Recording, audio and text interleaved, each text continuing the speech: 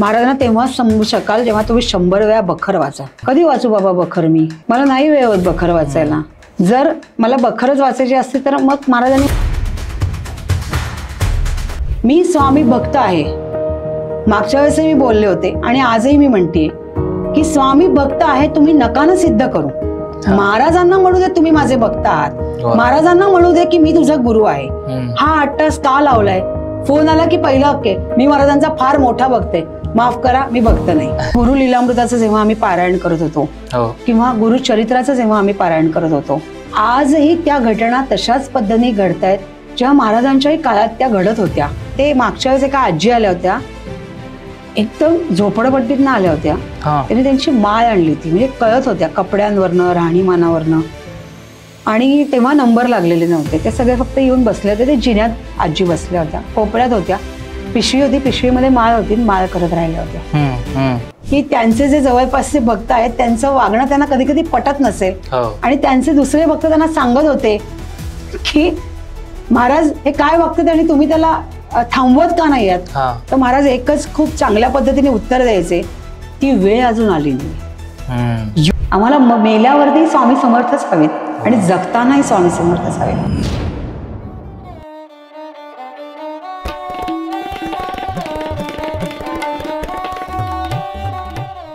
कॉस्मोस्टार media present sweet टॉक्सच्या आजच्या पॉडकास्टमध्ये तुमच्या सगळ्यांचं मनापासून स्वागत. तुम्हाला थंबनेलवरून लक्षात आलंच असेल की आजचा आपला पॉडकास्ट कशाच्या बाबतीत आहे आणि पॉडकास्टवर आपले गेस्ट कोण आहेत. मागच्या पॉडकास्टला तुम्ही एवढा उदंड प्रतिसाद दिला, त्यामुळे आम्ही ठरवलं की याचा पार्ट 2 झालाच पाहिजे आणि त्यासाठी आजचा आपला पॉडकास्ट जो आहे तो भावे काकू जे आहेत त्यांच्यासोबत आपण करतोय. तर काकू तुमचं परत एकदा स्वागत पॉडकास्टवर. श्री स्वामी समर्थ महाराज की जय. कसा होता तुमचा एक्सपिरियन्स मागच्या पॉडकास्टचा? पहिल्या आपण आपल्या गुरुला स्मरण करू हो आणि मग त्यांच्या आशीर्वादाने ते जे बोलायला लावतील ते निश्चित बोलू. नक्की. गुरुर् ब्रह्मा गुरुर्विष्णू गुरुर्देव महेश्वरः गुरुर् साक्षात परब्रह्म तस्मै श्री गुरवे नमः. श्री स्वामी समर्थ महाराज की जय. वाह. या पूर्ण आशीर्वादावर सगळ्या गोष्टी चालतात. कारण लोक येत आहेत ते स्वामींमुळे येत आहेत. बरोबर. आणि माणूस हा फक्त निमित्त मात्र आहे. खरंय. प्रचंड प्रतिसाद अर्थात दिला आणि पहिलं होतं की आम्ही अमकं हे बघितलंय आणि आम्हाला ते खूप अपील झालंय. आणि खूप छान वाटलं जेव्हा महाराजांच्या घरी आम्ही येणार आहोत. तर काकू जे पहिल्यांदा हा पॉडकास्ट बघतात, ज्यांना माहिती नाही, ज्यांनी पहिला पॉडकास्ट बघितला नव्हता, त्यांच्यासाठी थोडक्यात स्वामींचं घर म्हणजे नक्की काय आहे आणि तिथे तुम्ही नक्की काय करता हे आम्हाला सांगाल? स्वामींचं घर हे लक्ष्मी रोडवरती पुण्याच्या ठिकाणी आहे. महाराजांचं घर हे महाराजांनी स्वतःहून निर्माण केलेलं आहे.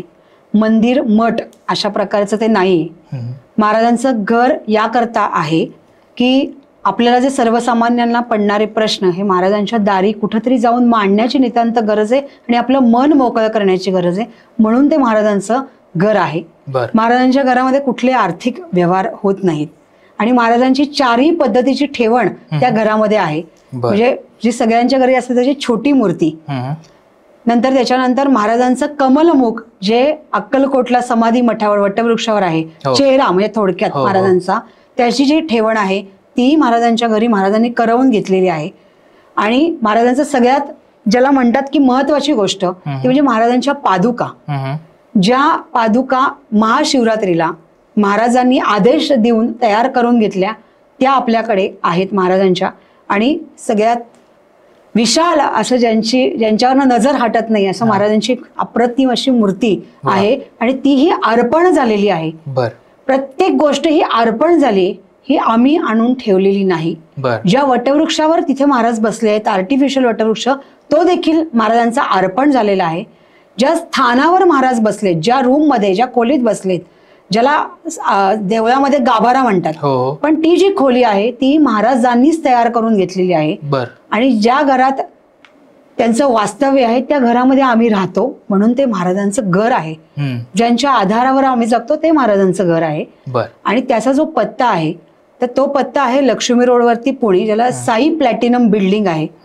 आणि मुख्य सगळ्यात महत्वाची गोष्ट, त्याला स्वामी माझे स्वामींचे घर असं त्या घराला नाव आहे. आणि तुम्ही गुगलवर जरी सर्च केलं तरी गुगलवरती तुम्हाला पूर्ण पत्ता, त्याचं जे मॅप म्हणतात, किंवा तुम्ही पुण्याला उतरल्यावर तुम्ही कुठे कुठे किती वेळात कुठे पोहोचू शकता ते सगळं क्लिअर कट तिथं लिहिलेलं आहे. त्यामुळे तुम्हाला शोधण्याकरता फार त्रास होणार नाही.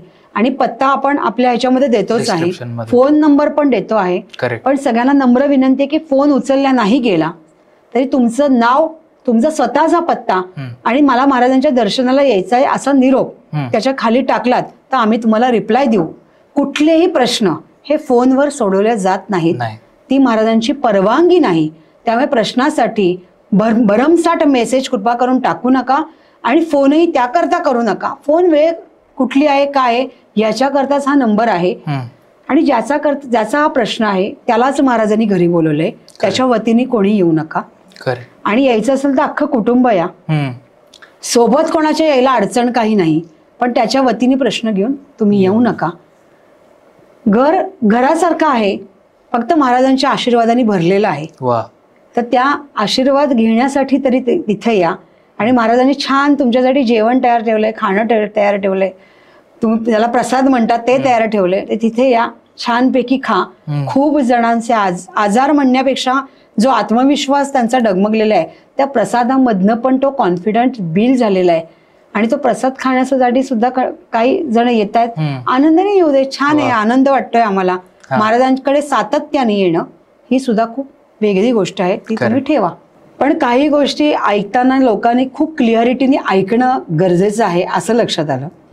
हजारो लोकांची लाईन खाली लागते, पण नंबर आम्हाला खूप लिमिटेशन मध्ये द्यावे लागतात की किती प्रश्न घ्यायचे त्या दिवशी हे ठरत नाही. बाहेरगावची तर प्रचंड लोक आहेत.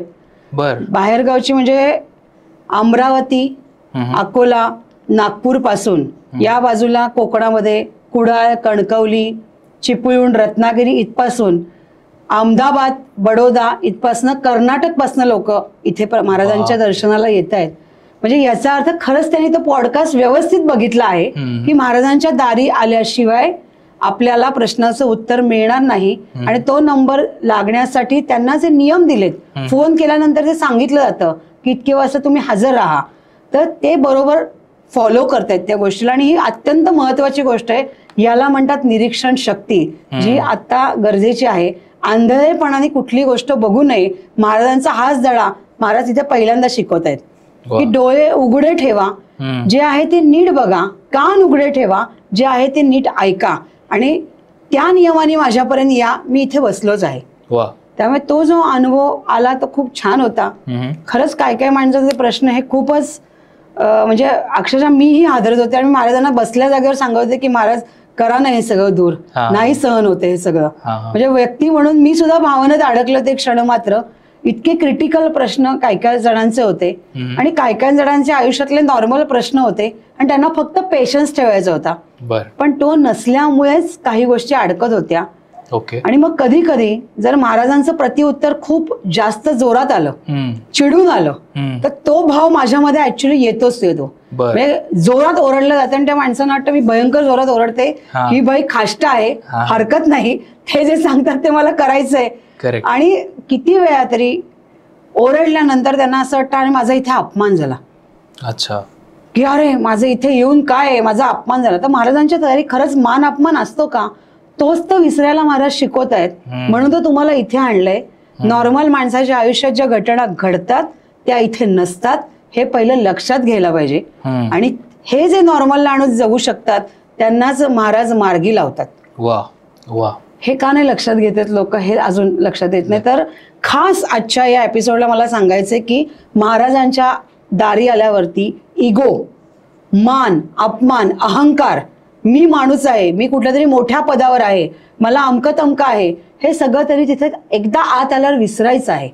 ही सगळ्यात मोठी गोष्ट आहे. आणि तिथंच नाही, कुठल्याही स्थानावर गेल्यावर, एखाद्या दैवी स्थानावर गेल्यावर माणसाने विसरायलाच हवं. खरं. जो आपल्यातला आपलेपणा विसरतो तोच देवापर्यंत जाऊन पोहोचतो, अन्यथा ते जाणं शक्य नाही. आणि ही संधी कोण देतं तर फक्त स्वामी समर्थ किंवा ती दैवी शक्तीच त्याला देत असते की आता तू हे विसर आणि माझ्यापर्यंत आलायस ना, तू ज्या प्रश्नात अडकला आहेस त्या प्रश्नात मी तुला बाहेर काढायला तयार आहे. पण अडकला कशामुळे? अहंकारामुळे, आणि येताना तोच घेऊन येतोयस, तर आता तो सोडायचा आहे तुला. खरंय. कारण जेव्हा माझ्यासमोर अनेक उच्च लेवलचे डॉक्टर्स, MD, चेअरमन्स येतात, इंडस्ट्रीतली मंडळी येतात, खूप मोठ्या मोठ्या पदावरची मंडळी येतात, तेव्हा तिथे ते विसरलेले असतात की आपण कोण आहोत. आणि पहिली त्यांची खूप चांगली गोष्ट आहे की ते पहिले माफी मागतात. अच्छा. की मला माफ करा, मी चुकलो आहे आणि आत्ताही माझ्याकडनं जर काही चूक होत असेल तर मला क्षमा करा. आणि हेच मोठ्यांचं मोठेपण आहे. आणि जे महाराज म्हणून तर ती मोठी होत आहेत, त्यांच्या मागे जी शक्ती येते, त्यांच्या मागे जो अध्यात्म येत आहे, तर त्याचं तेच कारण आहे. हे आपल्या अगदी सर्वसामान्य लोकांच्या ही गोष्ट पटकन लक्षात येत नाही. प्रश्न छोटा असो अन्यथा मोठा असो, आपलेपण सोडणं हे नितांत गरजेचं आहे. आणि स्वामी कायम तेच सांगतायत की सगळं सोड आणि माझ्याकडे लक्ष दे. आता मी काय सांगतोय ते नीट ऐक. आणि ते महाराजांची त्याच्यात एक गंमत आहे. म्हणजे महाराजांची कुठली वाक्य ही त्यावेळेसही, म्हणजे जे महाराजांचे अभ्यासक आहेत, म्हणजे माझ्यापेक्षा खूप चांगल्या लेवलचे अभ्यासक आहेत, खूप त्यांच्या पोथ्या वाचन झालेलं आहे, किंवा बखर महाराजांची ती अनेक लोकांनी अनेकदा वाचलेली आहे, किंवा प्रचंड अभ्यास आहे. अध्यात्मात खूप माझ्याही उच्च, म्हणजे मी तर अध्यात्मात नाहीच आहे, माझा त्यात काही विषय पण नाहीये, पण जे महाराज सांगतात ते कार्य मी करते. बरोबर. मला कदाचित त्यातलं फार कळतंय असंही मी म्हणणार नाही, पण जे ते सांगतायत ते आपलं काम करत राहायचं.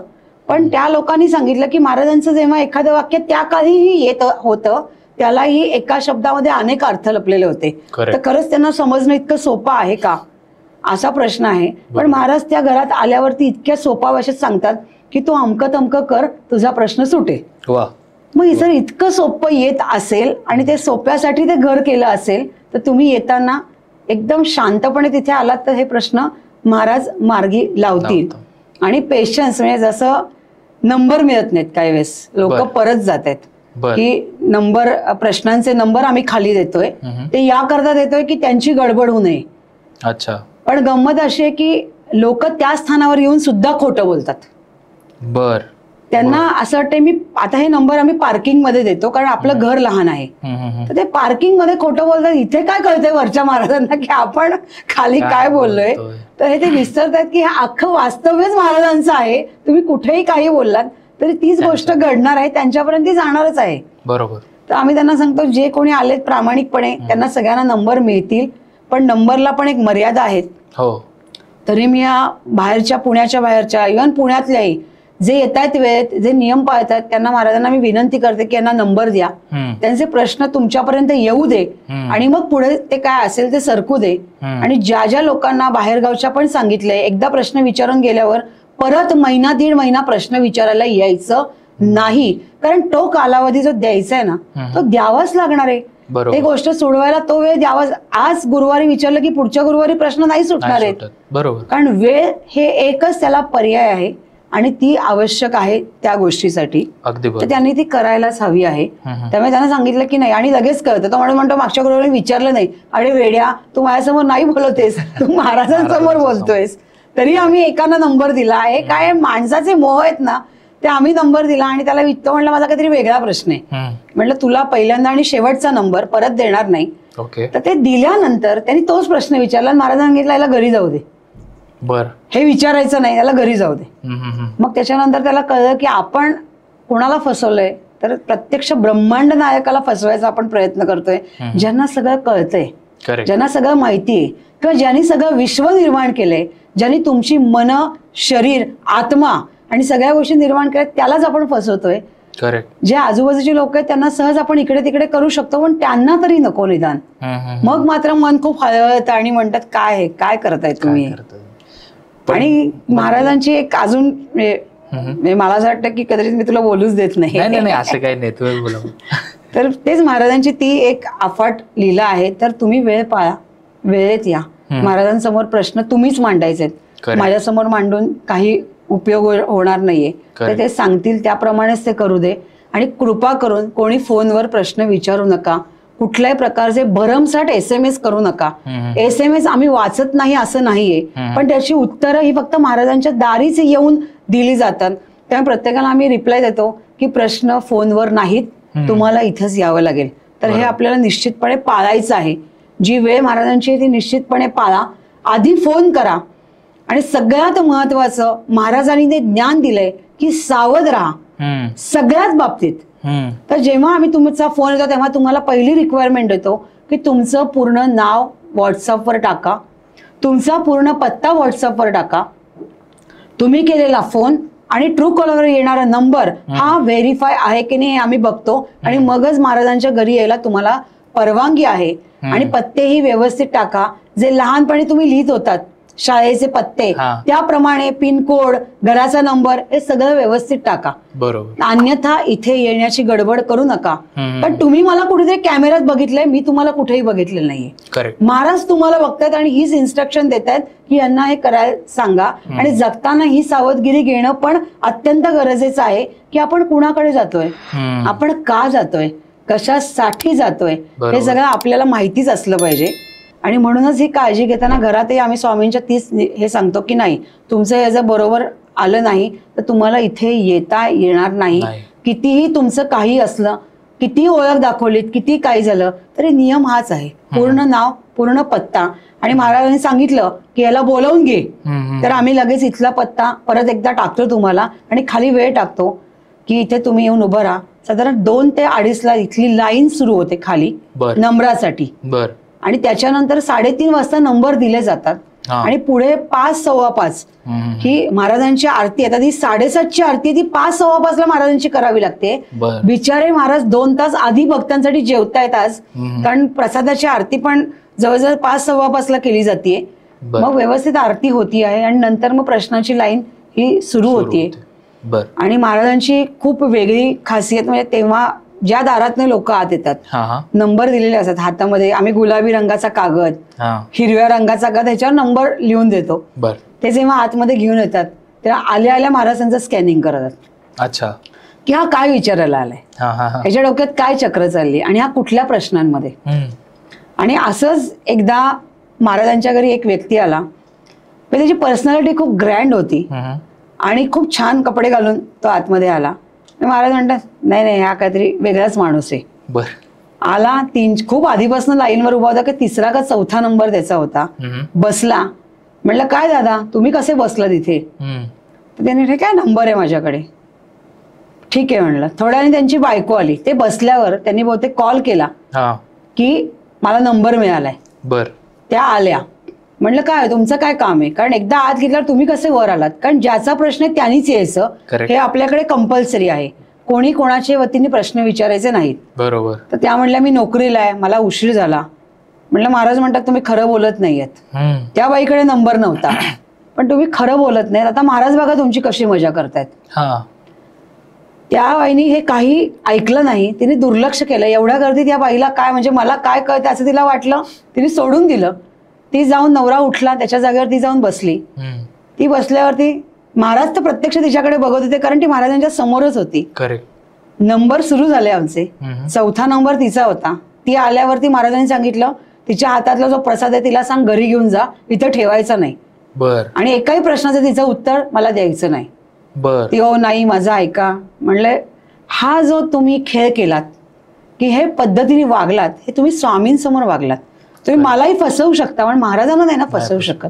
अगदी बरोबर. आणि त्यामुळे ती तशीच आहे. ते पूर्ण काय भरपूर आणलं तर महाराजांसाठी आहे ते सगळं ती परत घेऊन गेली. आणि महाराजांच्या घरात व्यवहार कुठलाच नाहीये. ना प्रसादाचा व्यवहार आहे ना आर्थिक व्यवहार आहे. बरोबर. मग तुम्ही हे कोणाला दाखवताय की मी तुमच्यासाठी काय आणलंय, त्यांना स्वीकारायचं आहे का नाही हे ते ठरवणार आहेत. मग तुम्ही त्यांना पैशाचा बंडल आणा, अन्यथा काही 1 रुपये पण आणू नका, नाही तर पेढे आणा, नाही तर मिठाई आणा, त्यांनी काही फरक पडणार नाही. तो माणूस मनाने किती निर्मळ आहे आणि माझ्या समोर येताना त्याची आत्मीयता किती आहे. महाराजांना फक्त या 2च गोष्टींची गरज आहे आणि त्या 2च गोष्टींवर हे सगळं चालतं. त्यामुळे येताना स्वच्छ मनाने, चांगल्या मनाने आणि प्रेमाने या, एवढंच आमचं म्हणणं आहे. आणि आमचंही काही वाटत असेल तुम्हाला की अमकं तमकं करा, हे बदल करा, ते तुम्ही सुचवू शकता, पण हे घडतील की नाही याची कुठली शाश्वती नाही. कारण शेवटी घडवणार आणि घडणारे हे सुद्धा महाराजच आहेत. तो व्यक्ती, तुम्ही एखादी इन्स्ट्रक्शन दिलीत आणि ती आम्ही ऐकलीच जरी, महाराज म्हणले करायचं नाही तर आम्ही ते करत नाही. बरं. तर ही माणसाने दिलेली इन्स्ट्रक्शन तो त्याच्या सोयीने देत असतो, पण महाराज जगाची सोय बघत असतात, बाकीच्या भक्तांची सोय बघत असतात. एका माणसाच्या मनाच्या भावनांचा खेळ ते बघत नसतात. त्यामुळे येऊन लोक आम्हाला खूप इन्स्ट्रक्शन देतातही, अहो असं करा, अमकं तमकं करा. बाबा ते महाराजांना सांगा, आमच्या हातात काही नाही, त्यांना पटलं तर ते करतील, पण त्यांना ज्या पद्धतीने कार्य करवून घ्यायचंय त्याच पद्धतीने ते कार्य करवून घेतात आणि त्याच पद्धतीने ते होतं. बरोबर. आता माझीच मतं सगळ्यांना, मी जेव्हा तुमच्या कोणासमोरही बोलते, मीडिया समोर बोलते, तेव्हा सगळ्यांनाच माझी मतं पटतात असं नाहीये, पण ही माझी मतं खरंच नाहीयेत, ही त्यांची मतं आहेत. आणि ही आली कुठून, तर ज्या वेळेस महाराजांनी त्यांच्या पोथींचं वाचन करायला सांगितलं, म्हणजे गुरु लीलामृताची पारायणे तू सलग कर, तू गुरुचरित्राची पारायणे सलग कर, आणि त्याच्यानंतर तू काय, मी ही पोथी सप्तशती महाराजांची असो ते वाचन कर, इतक्या माळा तू कर, अमकी अमकी गोष्ट तू कर. आणि ज्या वेळेस मी ते करत गेले तर मी खूप मोठ्या प्रमाणात ते कधी केलं नाही. म्हणजे महाराजांनी आज खूप वेळा पारायण करा असं मी केलं नाही. म्हणजे मला एक जण आले, ते म्हणले तुम्हाला महाराजांचं तत्व माहितीये का? म्हटलं काय आहे महाराजांचं तत्व? तेही अध्यात्मातलं खूप मोठी व्यक्ती. म्हटलं काय असं तत्व आहे? ते म्हणले 101 वेळा गुरु लीलामृताचं पारायण केलं की महाराज प्रत्यक्षात दर्शन देतात. अच्छा. म्हटलं अहो भाग्य आहे, पण एवढी खरंच आपली हिंमत आहे का 101 वेळा गुरु लीलामृतासारखं पारायण करायचं? आणि लोक म्हणतात की मला महाराज भेटले, महाराज माझ्या स्वप्नात आले, महाराजांनी मला दृष्टांत दिला. आम्ही खरं खूप दुर्दैवी आहोत की यातलं आमच्या आयुष्यात काहीच घडलं नाही. ना महाराज कधी स्वप्नात आले, ना महाराज कधी काहीच घडलं नाही. जे सगळेजण सांगतात की आम्हाला महाराज येऊन असं असं सांगून गेले, मग असं वाटतं अरे महाराजांनी सांगितलंय ते आपण जे सांगतो आहे आणि खरं घडतंय सांगितलेलं, मग हे काय आहे? मग ही महाराजांची निवांत असलेली अत्यंत मोठी लीला आहे, दुसरं यातलं काहीच नाही. आणि नंतर मी त्यांना असं म्हटलं की मी काय फार फार ते 7-8 वेळा गुरु लीलामृताचं पारायण केलं असेल, त्या व्यतिरिक्त मी काही केलं नाही. त्यांनी मला सांगितलं आता महाराजांनी पारायण तुला बंद करायला सांगितलंय. अच्छा. मग आता काय करायचंय? पारायणासारखा पवित्र ग्रंथ मी हातात नाही घ्यायचा का? पोथी मी हातात नाही घ्यायची का? कारण ती पोथी आली तरी त्याच्यावरनं प्रेमाने हात फिरवला जातो, ती हृदयाला लावली जाते. मग मी काय करायचंय? ते म्हणले काय नाही, ही पोथी इतरांना वाचायला सांगायची. बर. मग जेव्हा महाराजांसमोर एखादा व्यक्ती येतो आणि तो सांगतो मी आता भविष्यात काय करू, क्वचित एखाद्या व्यक्तीला महाराज तो गुरु लीलामृताचं पारायण करायला सांगतात की तू हे पारायण कर आणि खूप छान वाटेल तुला. आणि तो व्यक्ती धावत जाऊन अपवन चौकातनं ते पोथी घेऊन येतो, महाराजांच्या चरणी लावतो, तोही जवळ घेतो आणि तो पारायण करून मेसेज टाकतो माझं पारायण पूर्ण झालंय. ही महाराजांची लीला आहे. म्हणजे सहजासहजी कोणाला एखादी गोष्ट ते करायला सांगत नाहीत. त्यांना जेव्हा वाटतं की हा व्यक्ती मनापासून करेल तेव्हाच ती गोष्ट त्याला ते करायला सांगतात. खरं म्हणजे याला शब्द नाहीये आणि कोणी शब्दात मांडूही शकत नाही ही गोष्ट. बरोबर. म्हणजे जेव्हा आपला पहिला पॉडकास्ट आला आणि तेव्हा मला असं वाटलं आपणच बोललेलं आपण काय ऐकायचंय, तरी म्हणलं ऐकूया तर आपण काय बोललोय, आपण कुठे काही गडबडलोय का? गडबडाचा काही म्हणजे तसा प्रश्न नाही का आला, तर इथली जे घडलंय ते स्पष्टपणे सांगायचे आणि त्यातला एकही शब्द खोटा नव्हता, त्यामुळे गडबडण्याचा विषय त्यातला येत नव्हता. पण कॅमेरा आणि याच्यातला माझा काही तो अरे बोलायचे असा तो मुद्दा नाही आला. आणि मग त्याच्या खालच्या कॉमेंट्स पण मी लोकांच्या खूप सारा ऐकला. खूप जण रडलेली मला कळली, भावनिकतेत अडकलेली कळली. आता कसं त्या लोकांपर्यंत मी नाही जाऊन पोहोचत शकत आहे, कारण त्यांचं त्या मेलवरती त्यांनी रिप्लाय दिलेले. कधी कधी एक क्षणभर मोह पण होतो की त्याच्यावर रिप्लाय द्यावा, पण मी जो तो मोह टाळते की नाही. आणि काही जण थोडस की अरे हे काय चाललंय, मग खरं आहे का खोटं आहे, मग अमकं आहे का तमकं आहे.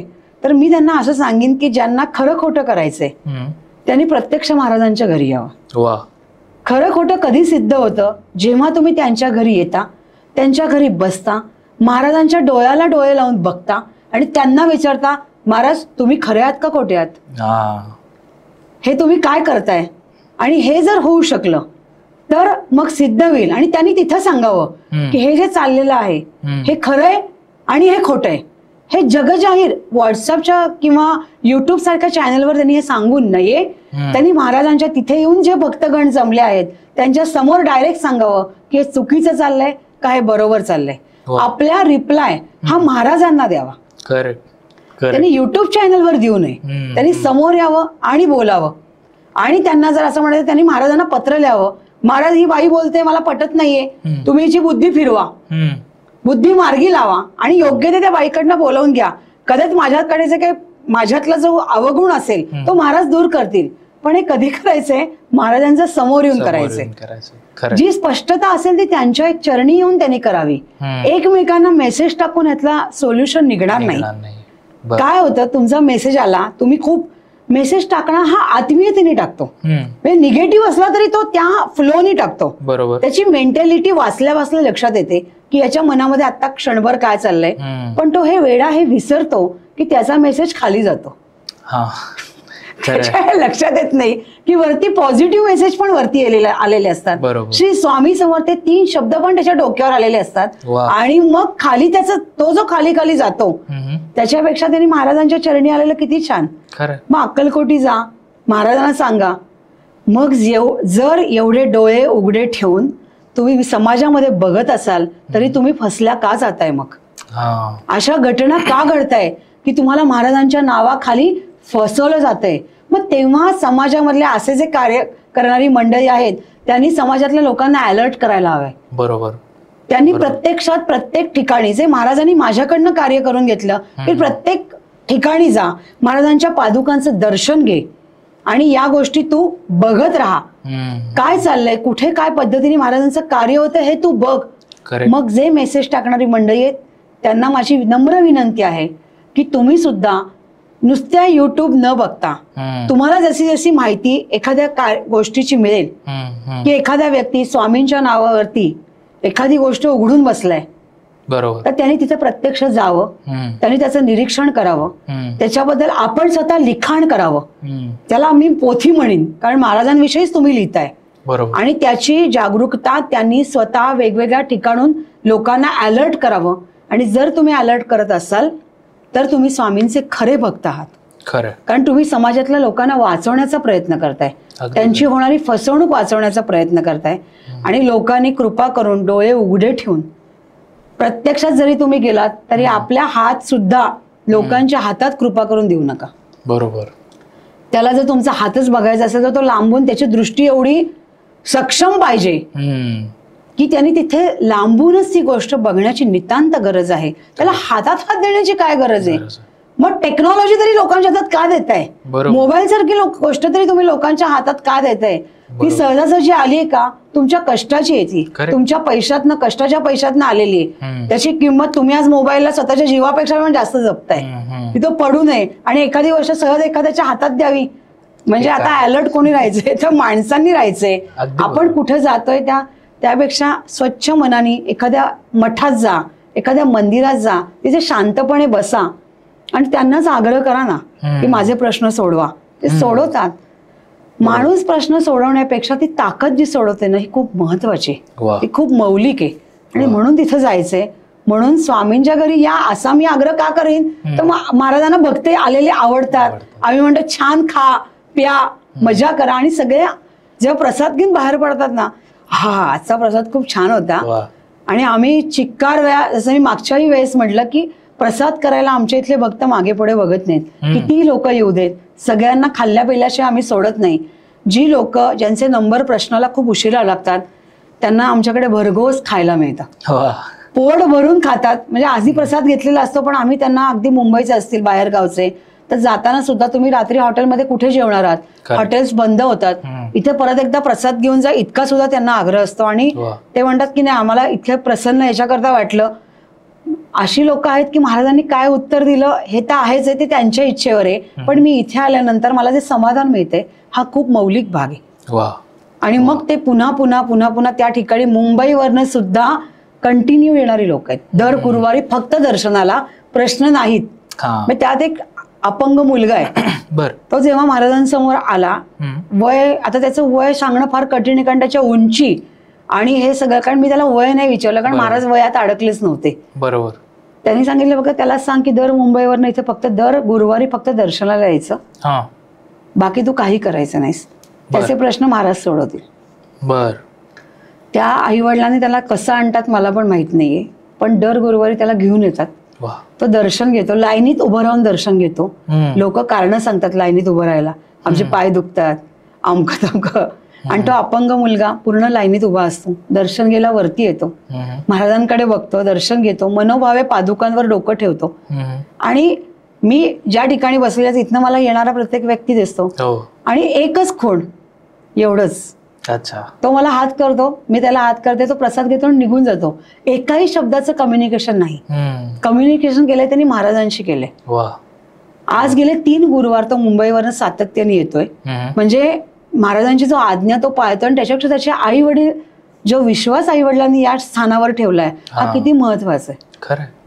ते तिथे काय करतायत, काही ठेवतायत का, वस्तू ठेवतात का, पैसे ठेवतात का, यात माझा विषय कधी नाहीच आहे आणि मला त्यात अडकायचंही नाहीये. बरोबर.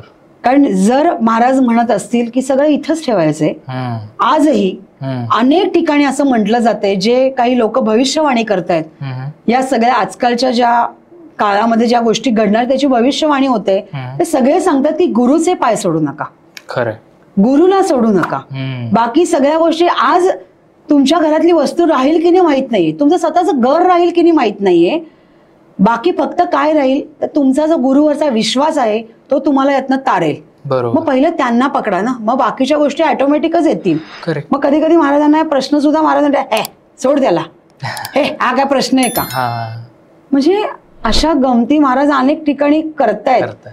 आणि तुमच्यासारखी तरुण मंडळी जेव्हा येत आहेत, म्हणजे स्पेसिफिक लग्नाचे विषय घेऊन, तर आई वडील जेव्हा येतात तेव्हा, आणि मी महाराजांनी का सांगितलं याचं कारण पण मला कळतं. आता एक धुळ्यावरनं एक फॅमिली आली होती, आई वडील आले होते आणि मुलगा पुण्यातच असतो, तोही आला होता.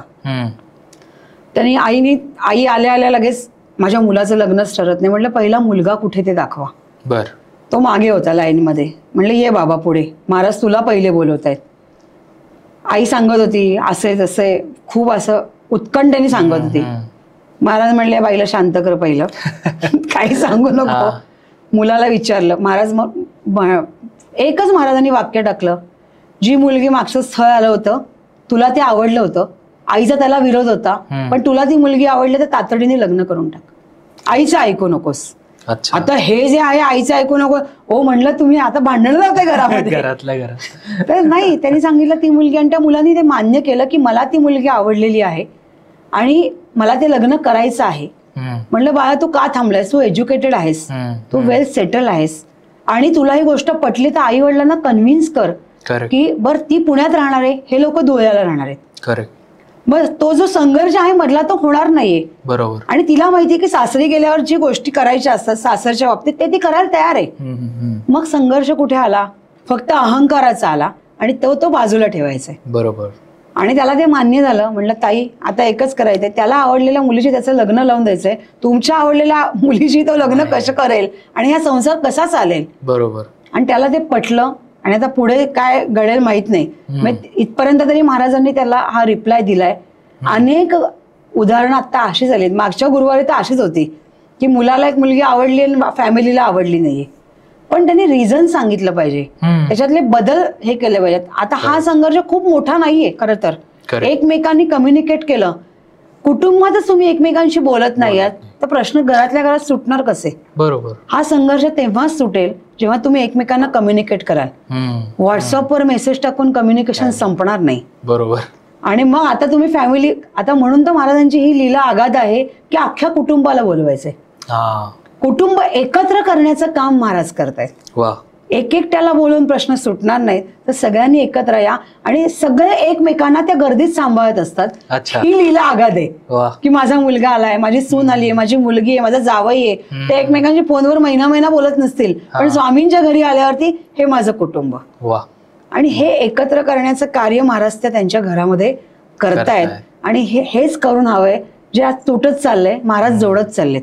बरोबर. मग त्याच्याकरता खरंच पोथी वाचण्याची गरज आहे, खरंच माळा करण्याची गरज आहे, खरंच एखादा माणूस चुकीचा आहे बरोबर आहे सिद्ध करण्याची गरज आहे नाहीये. जो ब्रह्मांड नायक त्यांचं अख्खं जग एकत्र करण्याचा प्रयत्न करतोय, आणि त्यांचे चरण सोडू नका सांगतायत हीच महाराजांच्या घरातली लीला आहे, दुसरी काहीही नाही.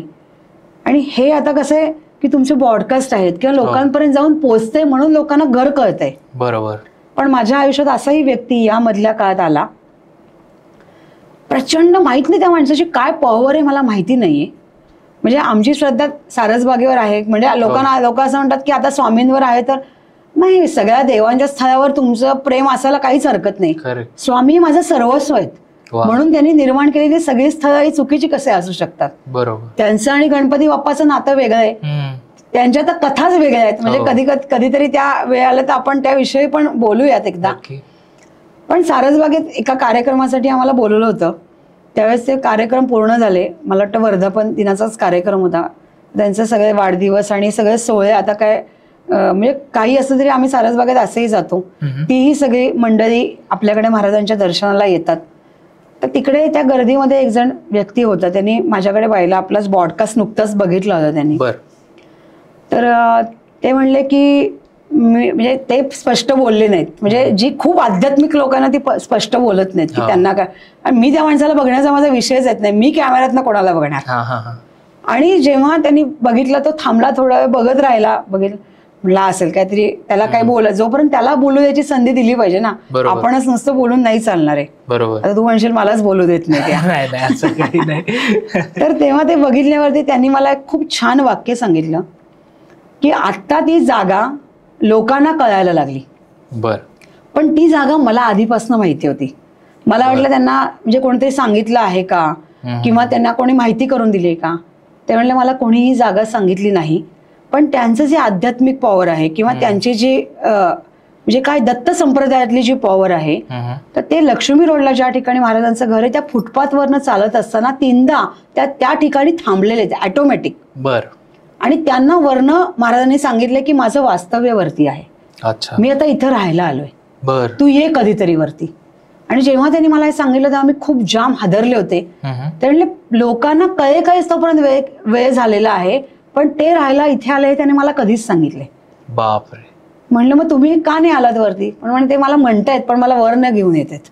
अच्छा. मला नुसतंच सांगतायत ये म्हणून मग तुम्ही 4 पावलं पुढे टाका ना. ते म्हणलं ते मला 4 पावलं पण पुढे टाकू देत नाहीयेत.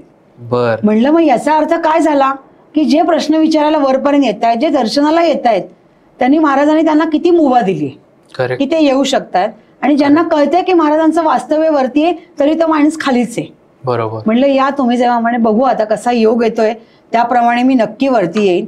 आणि म्हणजे अशी माणसं तुम्हाला भेटतात, म्हणून कधी कधी काही खालचे मेसेज, पुन्हा मी मेसेजवर येते की खालचे मेसेज जेव्हा मी वाचते की खरं आहे का, खोटं आहे का, अमकं आहे का, तेमकं आहे का, तर महाराज म्हणतात जेव्हा तुला असे मेसेज तू वाचतेस तेव्हा मी असा माणूस तुझ्यासमोर डायरेक्ट उभा करतो की ज्या वास्तव्याची जाणीव करून देतो. मग तुझ्या मेसेजकडे लक्ष देऊ नकोस, ते कार्य आपल्याला बाजूला ठेवायचे आणि आपल्याला पुढेच सरकत राहायचंय. जे काम तुला दिलेलं आहे ते तू करायचं आहेस. आणि तुला मी मोठा हातभार कुठला लावलाय किंवा मोठं मी तुला काय गोष्ट करायला सांगितली की इथे आर्थिक व्यवहार करायचे नाहीये, आपल्याला यातलं काही देणं घेणं ठेवायचं नाहीये, प्रश्नाला काही पैसे ठेवायचे नाहीयेत ना, आपल्या ज्या पादुका ज्या ठिकाणी जातात तिथे काही पैसे घ्यायचे. बरोबर. म्हणजे अनेक ठिकाणी आपल्या पादुका जातात, ते पैसे आपल्याला घ्यायचे नाहीत. बऱ्याच ठिकाणी आर्थिक गणित पण पादुकांचं चालतं, पण ते आपल्याला करायचं नाहीये. आता खूप मोठा प्रश्न आहे की पादुका कुठे कुठे जातात आपल्या घरातल्या. महाराज म्हणतात जो सातत्याने आपल्या दर गुरुवारी माझ्या दर्शनाला येतो, ज्याची माझी लिंक जुळते, त्या घरात मला जावंसं वाटतं. त्या घरात माझ्या पादुका घेऊन जा असा मी तुला आदेश देतो. म्हणलं महाराज हे तुमचं आणि त्याचं कम्युनिकेशन झालं, माझ्या सर्वसामान्य माणसाला कसं कळणार आहे की तुम्हाला त्याच्या घरी जायचंय, हे शब्द कसे मांडल्या जाणार आहेत. माणूस तोंडाने बोलू शकतो की माझ्या घरी पादुका आणा. बरोबर. मग महाराजांनी सांगितलं एक काम कर, त्यांच्याकडनं सुंदर पत्र लिहून घे की महाराज माझ्या घरी या, जे आज उरलं नाही. मी म्हणाल परत मेसेजवर आले मी. मेसेजच्या शब्दात नको, महाराजांना सुंदर अक्षरात प्रेमाने पत्र लिहा. तुमचं अक्षर महत्वाचं कदाचित नसेल, पण तुमच्या भावना ज्या पत्रातनं मांडल्या जातील त्या खूप मौलिक असतील, अशी पत्र महाराजांना लिहिली जातात. पण हे केव्हा दर गुरुवारी येणाऱ्या व्यक्तींनाच लागू पडतं कोणी उठून उगाचच महाराजांना पत्र लिहू शकत नाही, कारण महाराजांना तो आदेश येत नाही. कितीतरी पत्र आलेली महाराजांनी बाजूला टाकलेली आहेत की मला त्यांच्याकडे जायचं नाहीये, आता ती वेळ नाहीये. आणि मग महाराजांना म्हटलं अरे हे स्वामी भक्त, हो माझाच भक्त आहे तो, पण मला आता जायचं नाही, ती वेळ अजून आली नाहीये. मग ते जेव्हा पत्र लिहितात, पत्र महाराजांच्या ठिकाणी ठेवली जातात आणि मग महाराज सांगतात, माहित नाही ते काय काय जे महाराजांना पत्र नको असेल ना ते महाराज कुठे हरवून टाकतात माहित नाही, तिथेच असतं, गेलं कुठे ते पत्र. आणि मग त्या सगळ्या पादुकांचा काय नेण्याचा संपल्यावर ते सापडतं. अच्छा, मग आता काय करायचंय? करेक्ट. काय नाही, त्यांच्या आदेशाचं पालन करायचंय, इतकी साधी गोष्ट. आणि मग ज्यावेळेस आपल्या पादुका ज्या घरी जातात त्या घरात काही अटी नाही, काही नाही, त्यांनी त्या पादुका कुठे ठेवाव्यात. लोक म्हणतात नाही नाही पादुका कुठेही न्यायच्या नाही, त्याचं पावित्र्य उरत नाही. खरंच महाराजांच्या पादुकांचं पावित्र्य उरत नाही, यावर विश्वास बसत नाही. कारण महाराज स्वतःच अनेक ठिकाणी स्वतःहून चालत गेलेत, भक्तांच्या घरी ते स्वतः चालत गेलेत. मग जी महाराजांची जी ताकद ते असताना दाखवत होते, तीच आज वेगळ्या रूपात महाराज दाखवत आहेत. अगदी बरोबर. आज त्या घरात जेव्हा पादुका जातात, इनडायरेक्टली महाराज कुठेतरी त्या घरात बसलेलेच असतात ना, की मी येतोय बर का, कुठे तू पादुका ठेवायच्या, कुठे त्याचं पूजन करायचं, कशा पद्धतीने ते पूजन करायचं, हा निर्णय माणूस घेऊ शकत नाही, हे स्वामीच घेऊ शकतात. आणि स्वामीच सांगतात या ठिकाणी माझ्या पादुका ठेव. अशा प्रकारे काहींकडे चौरंग असतो, काहींकडे पाट असतो, काहींकडे टेबल असतं, ते कुठे ठेवायचं आहे, कुठल्या प्रकारे. अरे ज्या घरात पादुका जाणार ते घरच पवित्र झालंय, तिथे काय उरलंय. त्यामुळे त्या स्थानाची निश्चिती पण महाराजांनीच केलेली असते. सुचवतो कोण? महाराज सुचवतात. माझ्या पादुकांमागे कुठला पडदा लाव, माझ्या मागे बाहेर तू कुठली रांगोळी काढ, कुठली फुलं माझ्या अंगावर तू टाक. काही जणांना असं वाटतं की मी चाफा महाराजांना अर्पण करावा, काहींना वाटतं मी साधं झेंडू अर्पण करावा. हे फुलांची निश्चिती कोणी केली आहे? महाराजांनी केली. माझ्या गळ्यात आज कुठला हार घालायचा निश्चिती कोणी केली आहे? महाराजांनी केली. कारण मी जेव्हा शुक्रवारी गाभारा साफ करायला घेते, तिथे फुलं पडलेली असतात, असंख्य फुलं असतात. काही जण महाराज काही हार तर महाराजांच्या गळ्यापर्यंत पण पोचलेले नसतात. मी निष्कून ज्यांनी हार आणले ते गळ्यात घालते, म्हणजे घालतेच. कुठल्याही हाराचा अपमान होऊ नये आणि महाराजांच्या ज्या भावनेने ते आणलेत ते त्यांच्या गळ्यापर्यंत जावं, हे काम मी करतच असते. पण नेमका तो व्यक्ती कुठेतरी तो हार ठेवतो आणि तो सांगायचा स्वतःच विसरतो. ही लीला कोणाची आहे? ही फक्त महाराजांची. आणि दुसऱ्या दिवशी मला वाईट वाटतं, आणि वाईट माणसाचं वाटत नाही, वाईट देवाचं वाटत नाही, वाईट त्या फुलाचं वाटतं. की अरे ज्याच्यापर्यंत तू येऊन पोचलास, तुझं कर्म असं होतं की त्या गळ्यात तू जाऊन पडावंस. आणि दुर्दैवाने त्यांच्यापर्यंत तुझा स्पर्शही झाला नाही, आणि आज तू बाजूला पडतोयस. आज तुझा मी बाजूला टाकून देतोय, ते दुसऱ्या दिवशी तुला अर्पण नाही करता येत ना. मग आज आपल्याला माणसाचा जन्म मिळाल्यावर रोज महाराजांच्या चरणाशी जाऊन नमस्कार करायला मिळतोय, त्यांच्या भावनांपर्यंत जाऊन पोचायला मिळते, त्यांना त्यांच्याशी बोलायला मिळते. म्हणजे जे फुलांचं आयुष्य क्षणभंगूर आहे ते आपलं नाहीये. आपलं आयुष्य हे उदात्त आहे. आणि त्या उदात्त आयुष्यासाठी तर आपण महाराजांपर्यंत जाऊन पोहोचण्याची गरज आहे. म्हणून कुठल्याही गोष्टीचा अट्टहास करणं ही चुकीची गोष्ट आहे.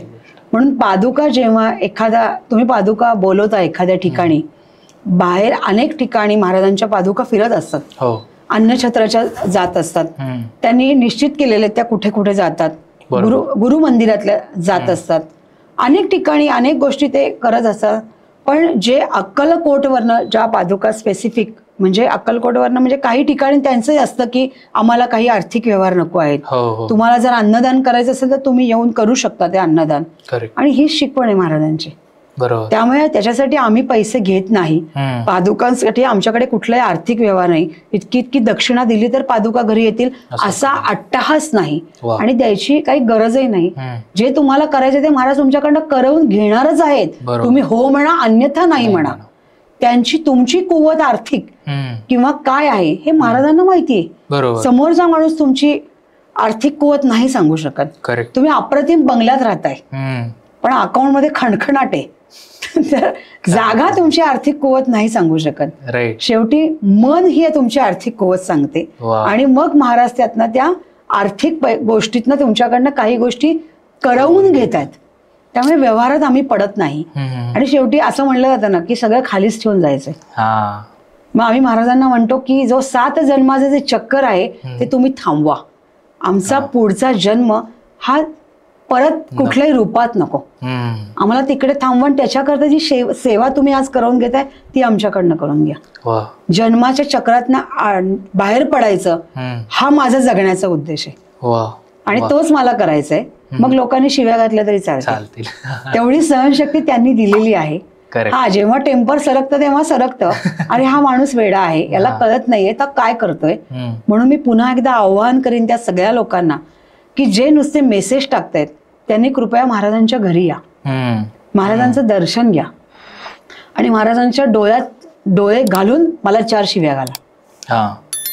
निश्चित घाला.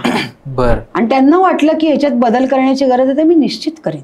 कारण आम्ही रोज जाऊन महाराजांची माफी मागतोच. आणि त्याच्याकरता महाराजांच्या घरी जी माणसं येतात त्यांना रोज दर गुरुवारी अष्टक म्हणायला सांगतो. म्हणजे आमचा माफीनामा येतो की महाराज आम्हाला जेव्हा तुमची गरज नव्हती तेव्हा आम्ही तुमची आठवण पण केली नाही. तेव्हा आम्हाला तुम्ही कोणतंही माहिती नव्हतं कारण मी तेव्हा सुख समृद्धीत होतो. आणि जेव्हा माझ्या नशिबाने सगळं गेलं किंवा मी अडचणीत अडकलो तेव्हा मला आठवायला लागलं की स्वामी समर्थ नावाची एक ताकद आहे आणि आता मला त्यांच्या चरणाशी जायचंय. आणि मग हे सगळं करताना मध्ये आपण काय केलं, ही जी चूक केली त्यांना विसरण्याची म्हणून आम्ही अष्टक म्हणतो. हा माफीनामा सगळ्यांनी कंपल्सरी म्हणायचा आणि एका विशिष्ट सुरामध्ये आत्मीयतेने प्रत्येक शब्दाचा अर्थ त्या व्यक्तीने लक्षात घ्यावा या इंटेन्शननीच ते म्हणलं जातं. नुसतं काहीतरी म्हणायचं म्हणून ते म्हणलं जात नाही. कारण आरतीच्या मध्ये आम्ही अशक्य जे आहे शक्य करा हे म्हणतच असतो, प्रश्नच नाही. तारक मंत्र म्हणतच असतो. पण हे जे अष्टक आहे त्याच्या आधी ते म्हणलं जातं. अनन्नाथ महाराजांचे गुरुस्थवन आहे तेही आम्ही म्हणतो. कारण ती ताकदच सगळ्या बाबतीतली वेगळी आहे. लोकांना ती पोथी आहे ती बाहेर विकल्या जात नाही. आता तुमच्या नंतर मला तेही मेसेज सुरू होणार आहे की पोथी कुठे मिळते. तर मी त्यांना सांगते पोथी माझ्याकडनं अपेक्षित ठेवू नका. ती पोथी करण्यासाठी गुगलवर सुद्धा ते गुरुस्थवन आहे, ते तुम्ही सर्च करा, त्याचं प्रिंट काढा आणि वाचा. इतकी साधी गोष्ट आहे की तुम्ही हे सगळं अतिशय जर एखाद्याने शोध घ्यायचा सुरुवात केली त्याला सहज सापडेल. आणि ते वाक्य खरंच आहे की एखाद्याने जर देवाचा शोध घ्यायला सुरुवात केली देव पण भेटेल. तर ते खरंच आहे ते की तुम्ही शोधायला सुरुवात केली तर सहज ती गोष्ट मिळणार आहे. त्या व्यक्तीलाच ती गोष्ट का करायला लावताय. म्हणजे त्यातनंही एका व्यक्तीचा मला फोन आला होता. फोन आमच्या इथल्या एका व्यक्तीने घेतला. ते सांगितलं मला गुरुचरित्र पारायण करायचं आहे तर त्याचे नियम काय. आता गुरुचरित्र पारायण जर करायचं आहे अर्थात ती पोथी तुम्ही पहिले विकत घेतलीये का, ती पहिले घ्यायला पाहिजे. बरं घेतली असेल तर ती उघडून बघितलीये का, पहिल्याच पानावर त्याची नियमावली लिहिलेली आहे की हे करताना आपल्याला काय करायचंय. म्हणजे नुसतं एखादा माणूस काहीतरी बोलतो आहे एखाद्या चॅनलवरती किंवा एका ठिकाणी तर त्यालाच विचारलं त्यांनी सांगितलं तरच खरं असं नाही बाबा. जे लिहिलंय ते खरं आहे. आम्ही निमित्त मात्र आहोत हे त्या व्यक्तीने लक्षात घ्यायला पाहिजे. ते सांगितल्यावर की बाबा त्या पोथीत नियम आहेत ते कृपया वाचा. त्या व्यक्तीने फोन ठेवला, परत फोन केला. तो फोन सुदैवाने किंवा दुर्दैवाने मी उचलला. ते गुरुचरित्र पारायण मला करायचंय. मी पण त्याच निरोप दिला. समजा आता त्या व्यक्ती जेव्हा तो फोन करतो तेव्हा महाराजांनी तिथे पण त्या व्यक्तीचं स्कॅनिंग केलेलं असतं. त्या माणसाची मनस्थिती काय आहे, त्याचं मेंटल प्रोसेस काय चाललंय हे महाराजांनी तिथे सांगितलेलं असतं. आणि जेव्हा तो फोन उचलला गेला आणि त्यांनी जेव्हा तो आग्रह केला की गुरुचरित्राचे नियम तुम्ही सांगायलाच पाहिजेत, हा जो वेगळाच अट्टास होता. आणि जेव्हा तो मी सांगितलं नाही ती पोथी तुम्हाला वाचायची आहे, हे तुम्ही वाचा, तिथले नियम तिथे आहेत. बरं मी जर नियम सांगितले असते तर त्या माणसाची जी मेंटॅलिटी आहे मधला 3 नंबरचा नियम जर मी विसरले असते तरी मला परत फोन केला जा तुम्ही 3रा नंबरचा नियम मला सांगितला नाहीत. ही मेंटॅलिटी आम्हाला महाराजांनी दिली की त्या व्यक्तीला ते सांगण्याची गरज नाहीये, त्याला फक्त वाचायला सांगा. मार्गदर्शक जे तत्व आहेत ती त्या पोथीच्या खाली लिहिलेली आहेत, ती तुम्ही वाचलीत तरी तुम्हाला कळतील. मग तुम्ही एवढ्या मोठ्या मोठ्या गप्पा मारता, तुम्ही गोड गोड बोलता, माफ करा तुझ्या चॅनलवर सगळ्यांना नम्र विनंती आहे, आम्ही कुठेही गोड बोलत नाही, आमचा स्वभाव गोड नाही, आम्हाला त्या कामाकरता महाराजांनी बसवलं नाही. कदाचित 4 शिव्या घालायला सांगतील, पण गोड बोलण्यासाठी ते काम आम्हाला त्यांनी दिलं नाही. गोड बोलणारी माणसं समाजामध्ये खूप आहेत आणि वेड्यांनो त्याच गोड बोलण्याला तुम्ही फसताय हे तुमच्या कसं लक्षात येत नाहीये. जे निष्ठुरपणे बोलतायत, कठोरपणे बोलतायत, तीच माणसं कदाचित चांगली आहेत हे महाराजांनी अनेकदा, कारण स्पष्ट बोलणारीच माणसं ही योग्य आहेत. गोड बोलणाऱ्या माणसांचं बोलतील, स्वभाव गोड असेल त्यांचा, पण गोड माणसांपासून अलर्ट राहा, ते सावध राहा. स्पष्ट बोलणारी एक वेळ ठीक आहे बोललं, ती बोलतात आणि सोडून देतात, त्यांच्या मनात काही नसतं. तर मी ते सांगितल्यावर त्यांनी मला नंतर, त्या बाईंनी, त्या कोण होत्या, त्यांनी मला 4 वाक्य नंतर ऐकवली, पण तेवढं मला खरंच दादा ऐकायला वेळ नव्हता. मग नंतर महाराजांनी सांगितलं आता वाच बरं तिने काय लिहिलंय. अच्छा. मग तुझ्या त्या पॉडकास्टच्या खाली मी तो मेसेज वाचला, दादा असं तसं गोड माणसं अमकं तमकं सावध राहा, तुला तिने सावध केलंय, आम्हाला नाही सावध केलंय. सावध तू राहायचंयस की ते सावधपणा, पण तुला जाणीव आहे या गोष्टीची पूर्णपणे की तू कुठल्या कुठल्या माणसांना बोलवतो आहेस आणि त्यांच्याकडनं तू जे काही बोलवून घेतोस किंवा लोकांपर्यंत बोलतोय, तुझं जे ध्येय आहे हे निश्चित आहे आणि चांगल्याच गोष्टी तू लोकांना देण्याचा तुझा प्रयत्न आहे. आणि ती समोरची माणसं तोच प्रयत्न करत आहेत की स्पष्टपणे चांगल्या पद्धतीने, आणि लोकांची कुठली फसवणूक बाकीच्या कुठल्या गोष्टी कोणा लोकांकडनं होऊ नये म्हणूनच आम्ही लोक बोलतोय इथे, लोकांपर्यंत जाण्याचा प्रयत्न करतोय. आणि मला तर इतकं सोयीचं काम आहे की प्रत्यक्ष महाराज बसल्यामुळे मी चूक आहे का बरोबर आहे किंवा तू चूक आहेस का बरोबर आहे हे सिद्ध करण्याची कोणालाच गरज नाही.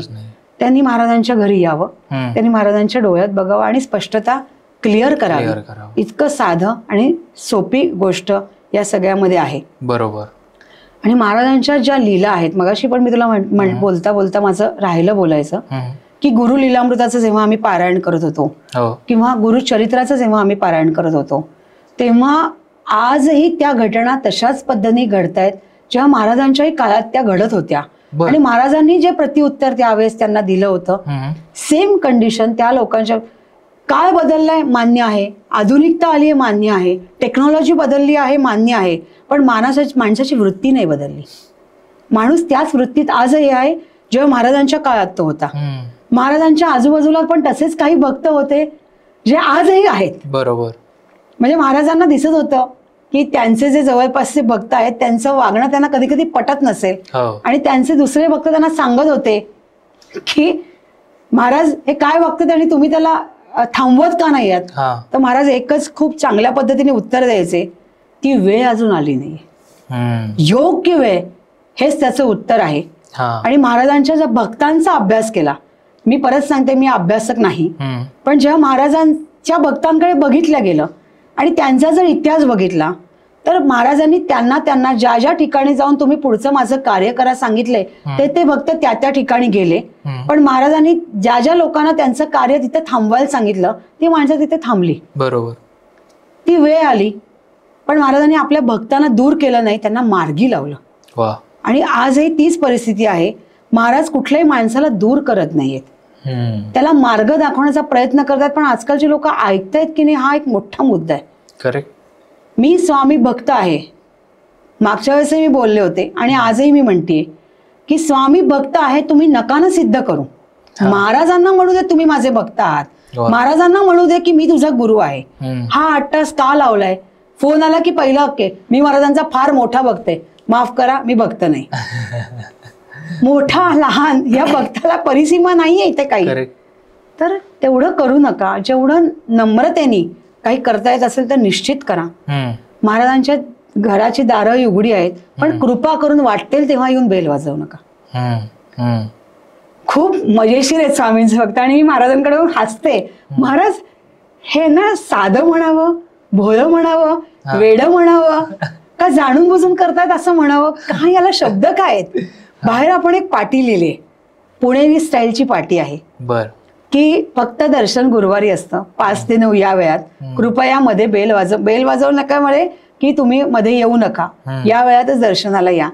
पाटी वाजतात, सुंदरपणे त्याचा फोटो काढतात आणि बेल मारतात. आत्ता महाराजांचं दर्शन होईल का बाबांनो? परत महाराजांनी स्कॅनर मारलेला असतो त्याच्यावर, शिकलेला आहे, नोकरी उत्तम दर्जाची झालेली आहे, आणि तरी हा प्रश्न तो विचारतोय, मग याला काय म्हणायचं? महाराज नाही, मग मी आता तुमचा फोन नंबर घेतलाय, बाबा माझा फोन नंबर घेऊन तू काय करणार? प्रश्न तुला महाराजांसमोरच विचारायचे, तुला त्याच वेळात यायचंय, ती बांधिलकी तुला करायचीच आहे. आणि ही बांधिलकी का करायची याचं एक स्पष्ट उत्तर आहे. जेव्हा महाराजांच्या घरी लोक येऊन बसतात प्रश्न विचारायला, त्यांना तासनतास लागतात, प्रचंड गर्दी असते. काय एकाने असं कॉमेंट पण टाकले, फार 1.5 तास आम्हाला 2-2 तास लाईनीत उभं राहायला लागलं, अशा पण कॉमेंट्स आलेले आहेत. पण ती व्यक्ती ही गोष्ट विसरते, जेव्हा तू मनापासून अक्कलकोटला जायला जातोस तेव्हा पुण्यावरनं अक्कलकोटचा जो प्रवास आहे हा 4.5-5 तासाचा प्रवास आहे. तुला तेवढा वेळ महाराजांसाठी द्यायचाच आहे, प्रश्नच नाही. आणि तो जो प्रवास आहे तुझी परिक्रमा आहे. तुझ्या आयुष्यातले प्रश्न हे तिथे तिथे महाराज हळूहळू त्यांच्या दाराशी तू येतोस तेव्हाच ते सोडवत चालले. तू तिथे जेव्हा जातोस तेव्हा सहजासहजी तर गाभाऱ्यापर्यंत तू जाऊ शकत नाहीस, तिथेही तुला लाईनीत उभं राहायला लागतंय. मग समाधी मठात जा, आज तिथेच तितकीच गर्दी आहे.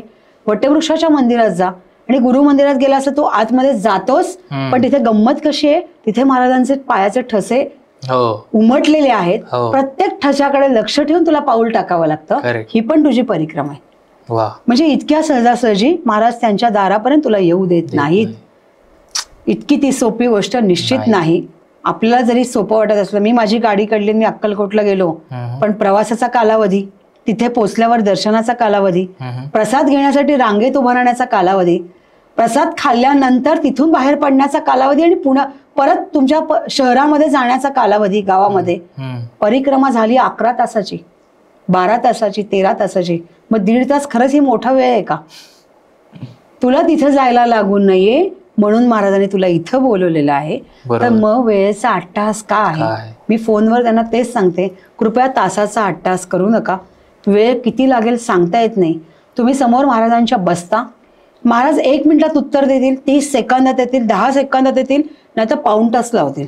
हे कसं, मी कसं सांगणार की त्यांना तुम्हाला किती वेळ द्यायचा आहे, त्यांना तुम्हाला काय समजावून सांगायचंय, किंवा तुमचा प्रश्न किती, त्यांच्यावर महाराज काय काय निर्णय देत आहेत हे तुम्ही कसं सांगणार? बरोबर. त्यामुळे हेही कॉमेंट्स करणाऱ्या मंडळींना माझी नम्र विनंती आहे की ही एक परिक्रमा आहे. हा जाण्यात पण खरंच तुमच्याकडे वेळ नसेल ना, नका काढू वेळ. म्हणजे कशाला तुमचा वेळ वाया घालवताय? दर्शनासाठी तरी कशाला घालवताय? तुम्ही दुसऱ्या पद्धतीने पण बाहेरनं सुद्धा देव दिसतात. ही जी सिस्टीम आहे या सिस्टीम वरती पण तुम्हाला आनंद मिळतो की मी नमस्कार केला आणि पटकन ते काम होतं. करेक्ट. मग हा 8 तास कशा करता? बरं, जो लिहितो की 1.5 तास मला लागलो, याचा अर्थ तो 1.5 तास उभा होता बाबा. मग तू का उभं राहिलास वेड्या? कारण तुला महाराजांचं दर्शन घ्यायचं होतं, तुला ती ओढ लागली होती. नाही, तुला महाराजांनी ओढ लावली होती, म्हणूनच तू त्या 1.5 तासामध्ये तिथून का नाही हलू शकलास? तुला हालायला नाही लावलं महाराजांनी. राहा बाबा, उभा राहा, मला तुला बघायचंय असं महाराजही म्हणत होते, आणि तूही त्याच ओढीने वरती गेलास. बरोबर. मग ही कॉमेंट्स करू नका, गंमतशीर कॉमेंट्स वाटते. तर हा जो प्रवास आहे, आणि मी त्यांना बसणाऱ्यांना पण नेहमी सांगते, हा वेळ महाराजांनी तुमच्यासाठी काढायला लावलाय. कारण तुम्ही स्वतःसाठी वेळ काढत नाही. तुम्ही मनाने तेव्हाच शांत व्हाल जेव्हा तुम्ही स्वतःसाठी वेळ करता. पूर्वी म्हणायचं ना, जा निवांत स्थानी जाऊन बस आणि या गोष्टीवर विचार कर. तसंच महाराज सांगतात, आता माझ्या घरी ये, हे ते निवांत स्थान आहे, तिथे घाई करू नकोस. आणि त्या निवासस्थानावरती स्थानावरती बसल्यावर मी समोर जरी काही रूम मधनं महाराज दिसत नाही, पण तरी सुद्धा मला हाक मारून मला सांग, महाराज मी आलोय, माझ्या प्रश्नाचं तुम्ही उत्तर द्या. फोनवर हे पण विचारतात, महाराज माझ्या प्रश्नाचं उत्तर देतील का? अच्छा. ते महाराज आहेत, त्यांना द्यायचं असतील तर ते देतील, नाही तर कसं देतील? आणि हे मी कोण सांगणार? मी कुठली निश्चिती देणार? माझ्याच गोष्टीची निश्चिती मला नसते की उद्या काय होणार आहे, आणि तुम्ही मला पुढचं कुठलं तरी काहीतरी विचारताय, तर हे मी नाही करू शकत. मी पूर्णपणे महाराजांवर अवलंबून आहे. बरोबर. कारण मी ते अवलंबून आहेच, म्हणूनच माझं जीवन थोडं सुसह्य झालंय. अन्यथा जर मी माझं डोकं चालवायला लागले असते तर माझं जीवन सुसह्य झालं नसतं. आणि महाराज तेच सांगतात, माझ्यावर सोडून दे, मी बघीन काय करायचे. फक्त प्रसंग निर्माण झाल्यानंतर तो प्रसंग तुम्ही निर्माण केलाय, तुमच्या वागण्याने तो निर्माण झालाय, तो दूर करण्यासाठी काय काय करायचं मी सांगेन, पण तो पुढेही भविष्यात निर्माण होऊ नये याकरताही काय करायचं हेही मी सांगेन. कारण माणसाला काय वाटतं, खरंच असं वाटतं की हा प्रश्न सुटला ना, हा म्हणजे आता पुढे मी काहीतरी केलं तर सुटू शकेल. तेच होऊ द्यायचं नाहीये. करेक्ट. आणि म्हणूनच त्यांच्या चरणी अर्पण व्हायचंय, त्यांच्या चरणी बोलत राहायचंय, त्यांच्या चरणी सांगत राहायचंय की मला बाबा महाराज मला यातनं काढू नका. आणि श्री स्वामी समर्थ, श्री स्वामी समर्थ म्हणत राहायचंय. लोक पिशव्यांमधून नारळाचे गठ्ठे आणतात, चंदन लावतो, तूच गोड खा, महाराजांना नकोय गोड. तो नारळ ठेवून काय करणार आहे तुम्ही? कशासाठी तो नारळ ठेवायचाय? कोणीतरी सांगितलंय नारळ ठेवा, म्हणलं कुठेतरी ठेवा सांगितलंय का? नाही. तिथे कुठेही ठेवायला नाही सांगितलंय. बरोबर. त्या व्यक्तीला हे विचारा ना की तो कुठे ठेवायचा जाऊन. मी स्वामींच्या मठात ठेवायचंय, स्वामींच्या मंदिरात ठेवायचंय. हे मठ आहे का? हे मंदिर आहे का? नाही, हे महाराजांचं घर आहे. घरामध्ये नारळ ठेवायचं नाही. लोक चप्पल ठेवून जातात. आपल्याकडे कोणतरी अशी म्हणण्याची पद्धत आहे की चप्पल मंदिराच्या बाहेर सोडून जा, तुझे निगेटिव्हिटी संपून जाईल. सांगणारेही महान आहेत आणि करणारेही महान आहेत. मग ते चप्पल सोडून जातात खाली पार्किंग मध्ये. आमच्याकडे चप्पलेचे जोड चिक्कार मिळतील तुम्हाला. अरे वेड्या, ते सोडलेस तरी तुझं नशीब बदलणार आहे का? नाही. काही लोक म्हणतात माझं घर निगेटिव्ह आहे, मी घर बदलू का? नशिबाचे खेळ बदलणार आहेत का? नाही बदलणार आहेत. उलट ज्या वास्तूमध्ये तुम्ही राहता आहात त्या वास्तूलाच नमस्कार करा आणि म्हणा की तुझ्या आधारावरती मी जगतो आहे. जी निगेटिव्हिटी आहे ती काढून टाक. जी गोष्ट माझ्याकडनं मला कळत नसेल मी कुठं काय ठेवायचं, कदाचित मी अज्ञानी आहे या बाबतीमध्ये, मला ते लक्षात येत नाहीये आणि कदाचित मला त्या व्यक्तीपर्यंत किंवा जे सांगणार आहे त्यापर्यंत मला पोहोचता येत नाहीये आणि त्यांची फी पण मला परवडत नाहीये. तर मी त्या घरभर लोकांना सांगते फक्त श्री स्वामी समर्थ म्हणा आणि घरभर फिरा. तिची पॉझिटिव्हिटी घरामध्ये येते ना, ही खूप मोठी झाली. खरं. त्या वास्तूला का नावं ठेवताय? जी वास्तू आज तुम्हाला आधार देते, पाऊस पाण्याला आधार देते, तुम्हाला सांगते तू कुठेही गाव चरून ये, पण तू माझ्याकडे आल्यावरती मी तुला आतमध्ये घेतोय ना घरामध्ये. आज लोकांना घरं नाहीयेत. फुटपाथवर राहणाऱ्या लोकांकडे बघा रे बाळांनो, झोपडपट्टीत राहणाऱ्या लोकांना ते तळमळतात घरासाठी आणि तुमच्याकडे एवढी मोठी वास्तू आहे, त्या वास्तूसाठी तुम्ही निगेटिव्हिटीला विचार करताय की मी काय करू. मग त्या वास्तूचा मान ठेवा, सन्मान ठेवा. मोठ्या एका भिंतीवर श्री स्वामी समर्थ लिहा. श्री स्वामी समर्थ. मी जसं आजही माझ्या घरी लिहिले, हे महाराजांचं घर आहे, महाराजांचं घर ते सुंदरच ठेवणार. मग कशाला तुम्हाला अट्टास करायला लागतो या गोष्टींचा? करेक्ट. तर या गोष्टींकडे इतकी साधी साधी गोष्ट, मग खरंच त्याकरता मला वाटत नाही की मी पोथीचं पारायण करावं. नाही वाटत मला 100 वेळा माळा कराव्या. मला कोणीतरी एकाने तुझ्या याच्यावरच लिहिलं होतं की या खऱ्या भक्त आहेत का? तर मी बाबांनो खरी भक्त नाही. मी सर्वसामान्य व्यक्ती आहे जी महाराजांच्या प्रेमात आहे, महाराजांवर अटल विश्वास ठेवणारी आहे आणि महाराज माझं चांगलंच करतील यावरच माझा विश्वास आहे. मग मी भक्त हा छोटा असो अन्यथा मोठा असो किंवा सगळ्यांना सोयीचा असो, हा शब्द मी का वापरू?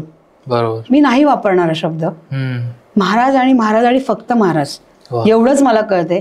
माझ्या सुदैवानी महाराजांच्या मूर्तीला जाऊन मी कधी मिठी मारू शकते, जवळ महाराजांच्या खांद्यावर डोकं ठेवू शकते. महाराज आजोबा मी आज चुकले असे ना, मला माफ करा. मी तुमच्या एखाद्या ते जे स्वतःला भक्त म्हणतात त्यांच्यावर मी रागवलीये, हो पण ह्याची जबाबदारी तुमच्यावर आहे, माझ्यावर नाहीये. तुम्ही मला याला भडका मारायला लावला, रागवायला लागले आणि तुम्ही परत, आणि मला मनाला खणखण वाटली की मी वाईट वाटलं की मी त्या व्यक्तीला ओरडले. मी खरंच ओरडले एखाद्या व्यक्तीला? तुमचं नाही, तुमच्याबद्दल ते जे अविश्वास दाखवतायत ना, तो मला नाही आवडत आहे. महाराज हे करतील का असं जेव्हा तो व्यक्ती मला विचारतो तेव्हा मग मला खूप माझा राग असाही होतो की ज्यांच्यावर माझी म्हणजे काय शब्द नाहीत मला सांगायला, पण ज्यांच्याशिवाय जग चालत नाही अशा ह्याला बाबतीत तुम्ही म्हणता की ते करतील का माझं काम? हे चुकीचं आहे. आणि मग माझा राग माणूस म्हणून खूप उच्च लेवलला जातो की नाही मग नका नाही हो तुम्ही, तुमचा विश्वास नाही ना त्या गोष्टीवर, पण तुम्हाला पर्याय पण नाहीये.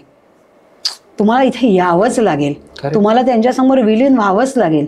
तुम्ही केलेली सगळी जी गोष्ट आहे त्यांना सांगावीच लागेल. त्यांना माहिती तुम्ही काय केलंय. पण जो व्यक्ती समोरून महाराजांकडे प्रामाणिकपणे आपली चूक कबूल करतो, लोक समोर बसतात आणि सांगतात महाराज मला माहितीये की माझ्या आयुष्यात खूप मोठी चूक झालीये, मी ही करायला नको होतो. महाराज तिथेच त्याला मार्ग दाखवायला सुरुवात करतात. आणि हाच प्रामाणिकपणाचा पहिला शब्द, मला माफ करा. माझ्याकडून चूक झाली. करेक्ट. हे खूप मोठं झालं, खूप मोठी गोष्ट झाली. आणि महाराज म्हणतात, हो बाळा, माहिती मला तू चुकलायस आणि तुला जी जाणीव आहे ना, ही खूप लोक आपल्या चुकाच मान्य करायला तयार नाहीत आणि दुसऱ्यावर टाकतात त्या. तर ते नाही करायला पाहिजे. कारण जेव्हा एखादी गोष्ट घडते तेव्हा त्याची सगळीच जबाबदारी दुसऱ्याच्या माणसावर नसते. त्यातली 10% तरी चूक ही तुमची असते. ती चूक कुठली? त्याच्यावर विश्वास ठेवण्याची. मग जे म्हणतात ना की माणसाला ओळखणार कसं तुम्ही, ह्याच्याकरताच तर गुरुचे पाय सोडायचे नाहीयेत तुम्हाला. स्वामींना ह्याच्याकरताच महाराज तुमचं काम असो त्यांच्याकडे अन्यथा नसो. कसे आहात स्वामी? महाराज आज मी हा प्रसाद दाखवलाय, तुम्हाला आवडलाय का? म्हणजे मी महाराजांना सोपस्कार करत नाही. म्हणजे प्रॉपर प्रसाद हा गुरुवारी जे विधिवत आहे ते आम्ही करतो. पण इतर वेळेस महाराजांच्या समोर ताट ठेवलंय, ते सगळे विधी केलेत, असं मी करत नाही. महाराज हे असं असं केलंय, हे ताटात हे असं आहे, आज अमकं आहे, हे आज हे आम्ही हे खातोय बरं का. कधी बाहेर खायला गेलो तर महाराज आज घरी केलं नाही, ते चालतंय ना तुम्ही पण आमच्यावर खायला, असं आम्ही त्यांना म्हणतो. आणि येतातच ते, प्रश्नच नाही. एक खुर्ची तरी कुठेतरी रिकामी असतेच. ती मीटिंगच्या वेळेस असो, मागच्या वेळेस मी सांगितलं तसं हॉटेल्समध्ये सुद्धा ती असते. त्यामुळे ते येतातच तुमच्यावर, प्रश्नच नाही. कारण त्यांना सगळ्या ठिकाणी तुमची काळजी असते आणि तुमचं प्रेम त्यांना कळत असतं. ही किती महत्वाची गोष्ट आहे. त्यामुळे मी सोपस्कारामध्ये अडकत नाही आणि महाराजांना सोपस्कार केलेलेही कधी आवडलेले नाहीयेत. चल चल दूर करते, तुझं काय आहे तेवढं बोल. अरे महाराजांच्या गुरुलीलामृताच्या पारायणामध्ये तुम्ही किंवा अन्यथा जे अभ्यासक आहेत ते त्याच्या सगळ्या महाराजांनी तेच सांगितलंय. महाराजांनी अनेक ठिकाणी वेगवेगळ्या पद्धतीने आपल्या त्यावेळेस सुद्धा प्रश्न घेऊन महाराजांच्या ठिकाणी येणाऱ्या लोकांची अशीच परीक्षा महाराजांनी त्यावेळेसही बघितली आणि आजही ते तेच बघतायत. एक व्यक्ती म्हणजे मी व्यक्ती म्हणून मला सोडून द्या, मला बाजूला टाका, पण मी हे खरंच करू शकेन? माझ्यात एवढी पॉवर नाहीये. हे सगळं करतायत ते महाराज करतायत, तेच करू शकतात. एखाद्या व्यक्ती जाऊन ती गोष्ट 100% करू शकत नाही. ही गोष्ट तो माणसामध्ये तेवढी ताकद नसते. आणि सगळ्यात महत्वाची गोष्ट, महाराजांना ज्या व्यक्तीकडनं जी गोष्ट करवून हवी असते ती ते करवून घेतात. आणि ज्या ठिकाणी महाराज सांगतात की तुझं कार्य संपलं, ते थांबवण्याचं काम पण महाराजच करतात. त्यामुळे आम्हाला ते ढगात चढवत नाहीत, ते आम्हाला त्याकरता माज करू देत नाहीत. कारण आम्हाला माहिती असतं की कुठल्या क्षणी काय होऊ शकतं. त्यांनी ठरवलं उद्याच्या उद्या माझं घर थांबव, तुझ्यापुरतं ठेव, ते माझ्यापुरतंच राहील. उद्या त्यांनी सांगितलं तुला काय करायचं ना माझ्यापुरतं कर, लोकांना येऊ देऊ नको, ते थांबे. माझं माध्यम त्यांनी ठेवलंय, उद्या त्यांना वाटलं माझं माध्यम नाही पाहिजे, ते थांबवून टाकतील. मग माज कुठल्या जीवावर करायचंय? सगळं ते चालवतायत, ते ब्रह्मांडाचं सगळं ते करतायत. मग का आपण कशासाठी हे करायचंय? मला सगळ्यांना तेच सांगायचं, जीव तोडून आजही तेच सांगतेय की तिथे आल्यावरती, महाराजांच्या दारावरती आल्यावरती माज, तुमचा मान सन्मान अहंकार हे सगळं सगळं सोडून या. महाराज इतके प्रेमळ आहेत की शब्द नाहीत त्यांच्या प्रेमळपणाचे. इतके छान आहेत की नुसतं त्यांच्या डोळ्यामध्ये जी ताकद आहे ना, आहा अप्रतिम, प्रश्नच नाही. मी अक्षरशः रडू होते त्यांच्याकडे बघितल्यावरती की महाराज तुम्ही नसतात तर आमचं काय झालं असतं, तुम्ही नसतात तर आम्ही खरंच कुठे गेलो असतो, भरकटत गेलो असतो. आज आम्ही ज्या ठिकाणी, लोक म्हणतात ना मी अपघातातनं वाचलो, मी एखाद्या संकटातनं वाचलो, महाराजांना त्यांची खूप काळजी आहे. मग तो व्यक्ती नास्तिक आहे का आस्तिक आहे हे ते बघत नाहीत. त्या व्यक्तीपर्यंत महाराज पोचतात. अरे तुमची काय ताकद आहे माणूस म्हणून.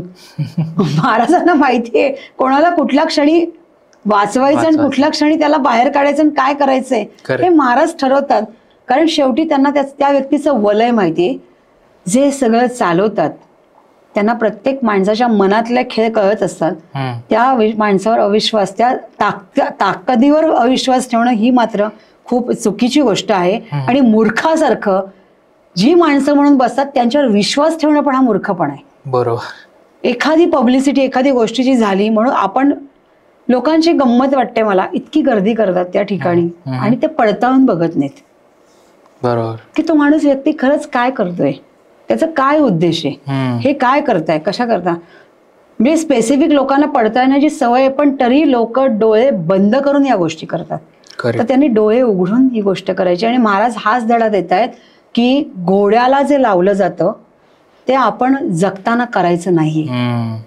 तुम्हाला परमेश्वराने असे डोळे दिलेत की तुम्ही डोळे 2च आहेत पण तुम्ही 10 ठिकाणी बघू शकता. बरोबर.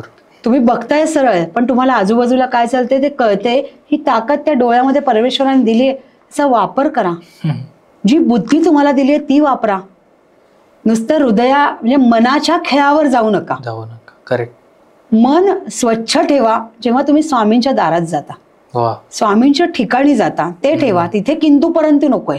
बरोबर. पण समाजामध्ये एखादी दुकानं उघडली, मी प्रॉपर काही वेळेस दुकानच म्हणते त्याला, की जेव्हा ती उघडली जातात तेव्हा त्या दुकानांमध्ये कसं बघायचंय, काय चालते, कशा पद्धतीने चालते, आपल्या फसवण्याची आपणच वाट बघायची नाहीये. करेक्ट. ती ताकद स्वामींनी कधीच दिली नाही. ते म्हणतात की पहिले ताळपत्र, म्हणजे ज्याला म्हणतात ना की तुम्ही बघून घ्या ते काय चाललंय, पडताळणी करा की हे बरोबर चाललंय का चुकीचं चाललंय. म्हणून मी सगळ्यांना म्हणते, जे कॉमेंट्स करतात त्यांनाही म्हणते, जे कॉमेंट्स एकमेकांमध्ये पास ऑन करतात त्यांनाही म्हणते की तुम्ही महाराजांच्या घरी खास करून या आणि जे करायचे ते महाराजांसमोर सांगा. काय कान धरायचे तो महाराजांनी धरू दे, कारण माणसाने माणसाचा कान धरायचा नसतो, तो परमेश्वरांनीच धरावा. म्हणतात ना सोनारांनी कान टोचावे, तो त्यांनीच टोचावे. इतरांनी टोचण्याच्या भानगडीत पडू नये, कारण कधी कधी आपल्याला आपला कान कुठे हे पण माहित नसतं.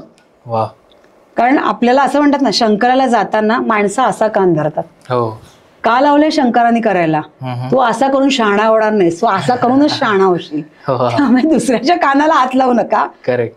ते कानात महाराजांच्या येऊन सांगा आणि मोठ्याने पब्लिसिटी करून सांगा, माझं काही म्हणणं नाहीये, पण अनुभवा, महाराजांचं घर अनुभवा, महाराजांच्या मूर्तीचा आनंद घ्या, त्या ठिकाणच्या वास्तव्याचा आनंद घ्या. आता जी काही माणसं येतात ना, ज्यांना ना महाराजांच्या त्या घराचं वास्तव्य सहन होत नाही, त्या माणसामध्ये ती माणसं जोरजोर ओरडायला लागतात. तिथे आल्यावर पण आम्ही त्यांना बाहेर काढतो, कारण आम्हाला माहिती असतं ती शक्ती त्यांना सहन होणार नाही. कारण त्यामध्ये ती, ज्याला म्हणतात ना, थोडं कधी कधी, आता आपण हा शब्द वापरणं योग्य नाही, अंगात येणं म्हणतात, तर काही काही वेळेस त्यांना ते सहन होत नाही. तर ते तिथे आल्यावरती आम्ही त्या व्यक्तींना मग थोडं बाहेर काढतो, कारण मला माहिती ती पॉवर त्यांना सहन होत नाही. ती सर्वसामान्यांना सहज सहन होते, कारण ते इंटेन्शन नाहीच आहे त्यांच्यामध्ये. ते महाराजांनी त्यांना अगदी आपले प्रेमळ भक्त म्हणून बोलवलंय, पण ही जी आध्यात्मिक पॉवर आहे जी त्यांना सहन होत नाही, ती माणसं मग बाहेर जातात. दारातनं बाहेर गेल्या गेल्या ते शांत होतात. म्हणजे हा अनुभव मध्ये मला प्रचंड मोठा आला, की एक जण, म्हणजे मध्ये काही दगदगीमुळे म्हणा काय, थोडी मी आजारी पडले आणि मला असं वाटत होतं की मी कदाचित फक्त शहाळं प्यायले तर मी बरी होईन, असं मला वाटत होतं. पण आता शहाळं आणायचं, आता महाराजांच्याकडे खूप जण येतात, एखादा फोन केला एक शहाळं आणून दे रे, तर कोणी नाही म्हणणार नाहीये. तेही मला वाटलं नाही की आपण एखाद्याला फोन करावा किंवा कोणाला तरी सांगावं. ते राहून गेलं. काय ज्यूस पित होते, काहीतरी खाणं चाललं होतं. आणि हे खरं तर मी असं सांगणं ओपनली फारच चुकीची गोष्ट आहे, पण महाराजांची गुरुवारचीच वेळ आहे आणि एका माणसाचा मला बुधवारी फोन आला आणि ते म्हणले, माझ्यावर आता एक 95 वर्षाचे आजोबा आहेत, त्यांना आता दर्शन घेऊ शकतात का ते, कारण ते परत कधी येतील माहिती नाही. आता हे ऐकल्यावरती त्यांना म्हणलं, तुम्हाला, ते म्हणले मला माहिती पूर्णपणे की गुरुवार शिवाय दर्शन नसतं. आणि ते मी म्हणे त्या आजोबांना मी फोन देतो. आजोबा म्हणले, मला पूर्ण कल्पना आहे की गुरुवारशिवाय दर्शन नाहीये, तर मीही तुम्हाला आग्रह नाही करणार, मी फोनवर बोललोय, माझा महाराजांना नमस्कार आहे. माहित नाही का, मी गाभाऱ्यापर्यंत तिथेच होते. महाराजांना म्हणलं, महाराज मी काय करू. महाराज म्हणले, घे बोलवून त्याला. मी त्या आजोबांना वरती बोलवलं. त्यांच्यासोबत जे आलं ते त्यांना म्हणलं, तुम्हाला परवानगी नाहीये, तुम्ही यायचं नाही अजिबात. ते म्हणले, नाही मला कल्पना आहे, मी येणार नाही. हा समजूतदारपणा प्रचंड मोठा आहे. आणि त्या आजोबा वरती आले लिफ्टनी, त्यांनी बेल वाजवली, मी दार उघडलं. दार उघडलं, लक्षात आलं की त्या आजोबांच्या हातात शहाळं होतं. बापरे. आणि ते शहाळं देण्यासाठी आत म्हणजे आले होते. म्हटलं, महाराज तुमच्या आनंद लिहिलाय, कुठल्या रूपात तुम्ही याल आणि 95 वर्षाच्या माणसाला तुम्ही पाठवावत, काय तुमच्या आघात लिहिलाय. ते आले, मी त्यांना खुर्ची दिली, पण ते खुर्चीवर बसायला तयार नव्हते, पूर्ण आडवे झाले महाराजांसमोर आणि एकच गोष्ट म्हणत होते, महाराज बाबा मला माफ करा, मला माफ करा. आणि दत्त संप्रदायातलं खूप मोठे अभ्यासक होते ते. अच्छा. म्हणजे दत्त रूप, म्हणजे अनेकदा त्यांना दत्ताची रूपं त्यांनी अभ्यासली होती. अशा ती व्यक्तिमत्व होतं ते. आणि फक्त कायम दत्ताचा याग करणं हेच काम ते करतात. आयुष्यातली कित्येक वर्ष त्यांनी या सगळ्या कार्यामध्ये काढली. म्हणलं अशी का हिंट तुम्ही मला द्यावीत. मी स्वामींसाठी, बाकीचे देव आहेत, मी दत्ताचं हे चौथं रूप आहे ते मला माहिती आहे, पण माझा जीव सगळा स्वामींमध्ये अडकलाय. मी बाकीचं काहीच नाही बोलू शकत. म्हणजे मी श्रीराम जयराम नाही कदाचित म्हणू शकत. मला जर कोणते मला एकाने सांगितलं तू बाकीचं काही बोलणार नाही, तू फक्त श्री स्वामी समर्थच म्हणशील. म्हणलं हो, मला तेवढंच म्हणता येतं, मला बाकीचं काही नाही म्हणता येत. मग दत्तच का, त्यांनीच मला का त्याच रूपात ते का यावेत. महाराजांनी सांगितल्या आज्ञेप्रमाणे त्यांनी मला शहाळं का आणावं आणि हे सगळं कुठेतरी का असं वाटतंय. तर मी त्यांना म्हटलं अहो आजोबा तुम्ही आलात हे माझ्यासाठी खूप मोठी गोष्ट आहे आणि महाराजांनी मला तुम्हाला वरती या असं सांगितलं ही पण वेगळीच गोष्ट आहे. बरोबर. ते सगळं झालं. मग ते थोड्या वेळाने गेले. ते म्हणले आता मला माहित नाही मी परत कधी येईन वगैरे. म्हणजे मी सगळीकडे प्रवास करतो पण मी इथं कधी येईन मला माहिती नाही. बर. म्हणलं हरकत नाही, तुम्ही मला तुमचा नंबर देऊन जा, मी तुम्हाला फोन करेन. त्या व्यक्तीने मला नंबर दिला नाही. बर. म्हणजे सर्वसामान्य माणसाचे जे आहेत ना ते 8 तास त्या व्यक्तीचे कधीच नव्हते. ते झाल्यानंतर दुसऱ्या दिवशी सकाळी गुरुवार महाराजांना गुरुवारचे वस्त्र अलंकार मोठ्या महाराजांना घालत होते आणि महाराजांनी सांगितलं की कडगंजीला ये. कडगंजीला का बोलवत आहेत मध्येच, अक्कलकोटला बोलवतात, गाणगापूरला ये असं होतं. कडगंजी म्हणजे मधलं स्थान जिथे सांज देवानी गुरुचरित्र लिहिलेलं आहे, ती गुहा आहे त्यांची. बर. मी तिथे येऊन काय करू. मी गुरुचरित्र वाचन वगैरे झालंय ठीक आहे, पण मी तिथे येऊन अशा मध्येच काय करू माहित नाही. म्हणलं हो मी तुमच्या आज्ञेबाहेर नाही, मी कडगंजीला येईन. मग कधी यायचे, लगेच ये. तर लगेच मी काय करणार माहित नाही. आणि त्याच्याकरता मग मी अक्कलकोटला जायचंय का नाही यायचंय, मी गाणगापूर, मी फालतू गोष्टीत अडकले. काय करायचंय मी. नाही तू आधी अक्कलकोटला जायचं नाहीस, तू आधी गाणगापूरला जा, पादुका घेऊन ये. गाणगापूरला जायचं, तिथे गाभाऱ्यामध्ये ये, पादुका घेऊन ये, संगमावरती पादुकांना अभिषेक कर आणि कडगंजीला ये. बर. ते सगळं विधिवत केलं आम्ही. आणि ते करता करता मी म्हटलं आता मी ऐकलंय बरोबर आहे का. तर संध्याकाळी संक्षिप्त गुरुचरित्राची पोथी अशी एकाने आणली आणि ती महाराजांच्या चरणी अर्पण केली. म्हटलं लिंक लागली आता मला बरोबर. आजोबांनी दत्ताचं नाव घ्यावं, तुम्ही कडगंजी म्हणावं आणि गुरुचरित्र महाराजांच्या घरापर्यंत यावं. मग अक्षरशः दुसऱ्या दिवशी पुढच्या लगेच काहीतरी पालखी येणार होती म्हणून थांबलो होतो आम्ही.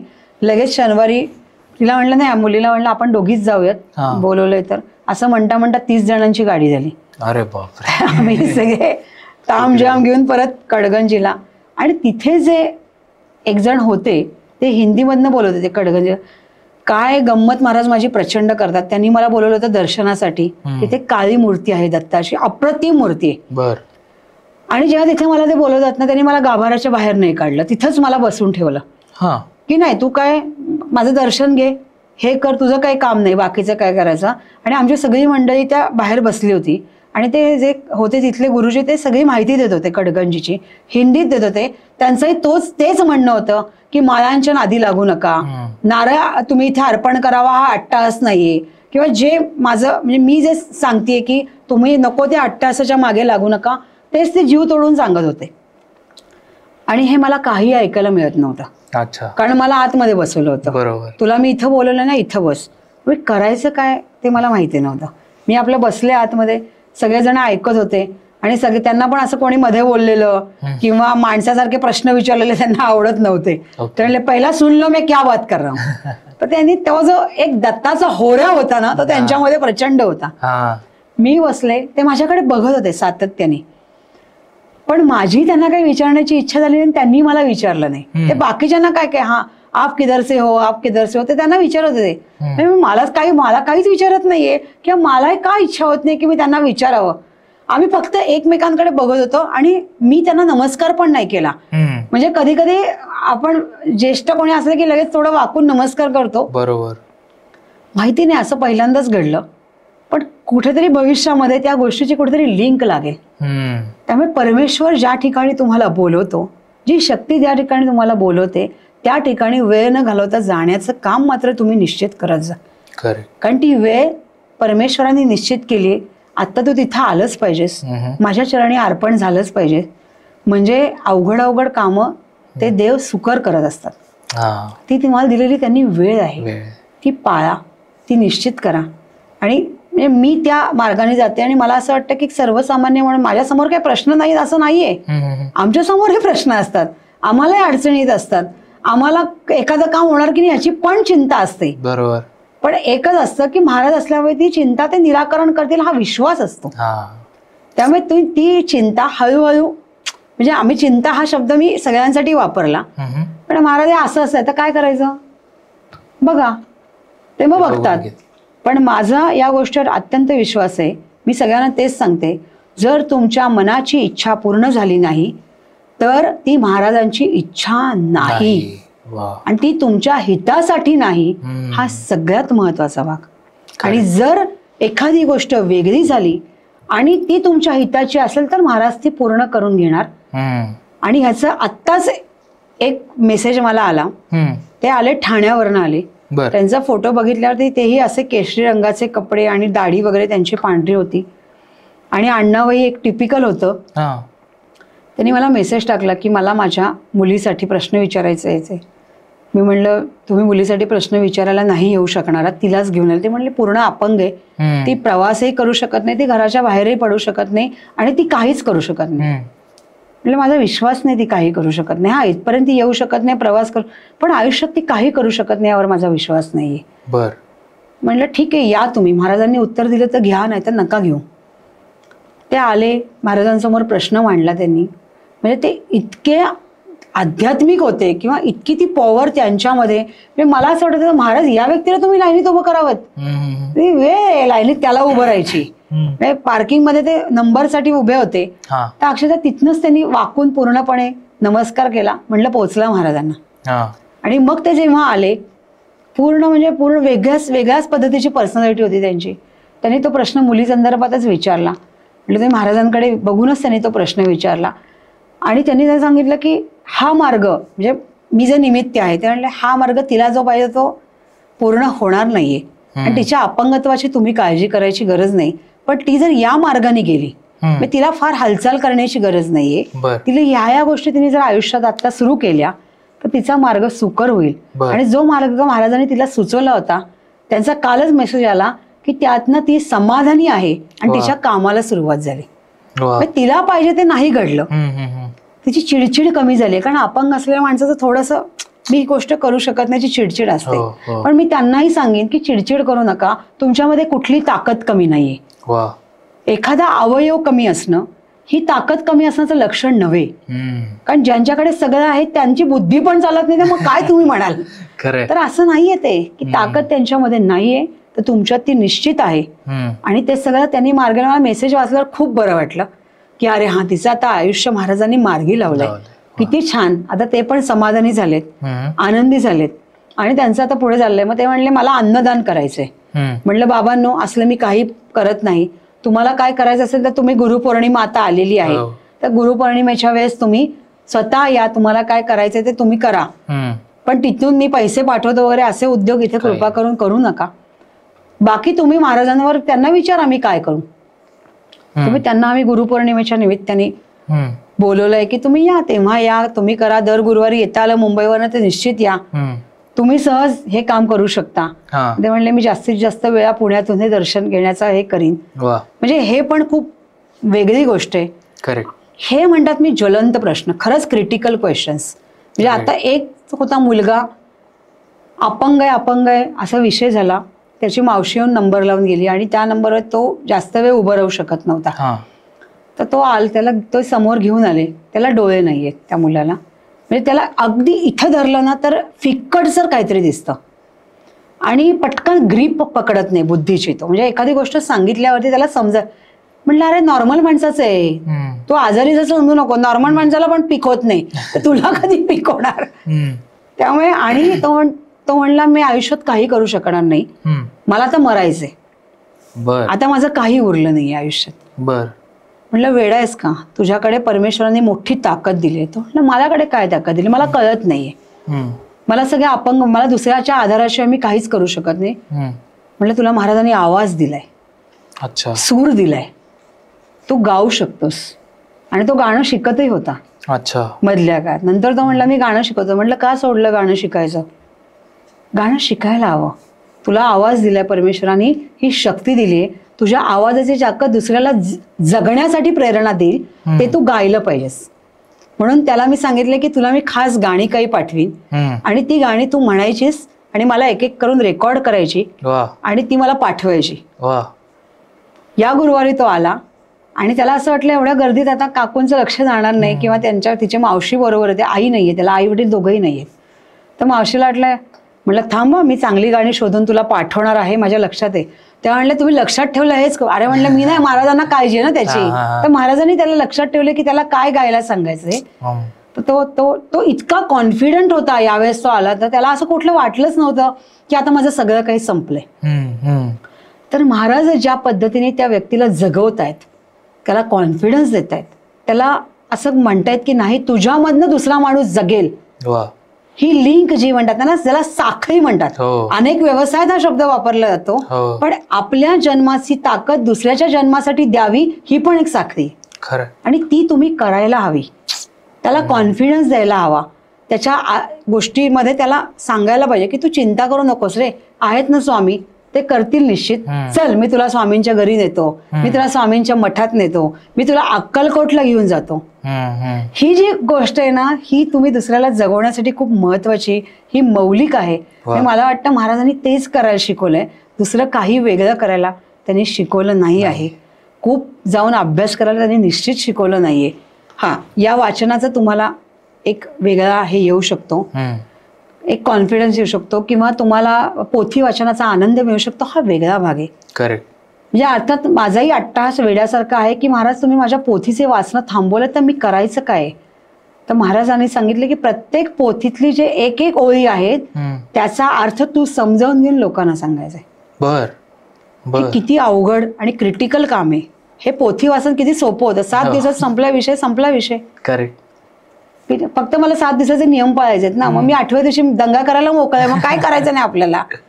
पण हे जे आहे की प्रत्येक अर्थ, मग महाराज तुमच्या शब्दातले अर्थ समजण्या इतकेच माझी योग्यता आहे का, तर माझी नाहीये. त्यापेक्षा तुम्ही ज्या लीला केल्या आहेत आणि तसे जर सेम भक्त तुम्ही इथे जेव्हा समोर आणता आणि तुम्हीच त्याची उत्तरं देता, हे किती सोपं आहे. खरं. तर मी याच्यामध्ये पडत नाही. म्हणजे मी फक्त ते पोथी आली की त्याला प्रेमाने हात लावते.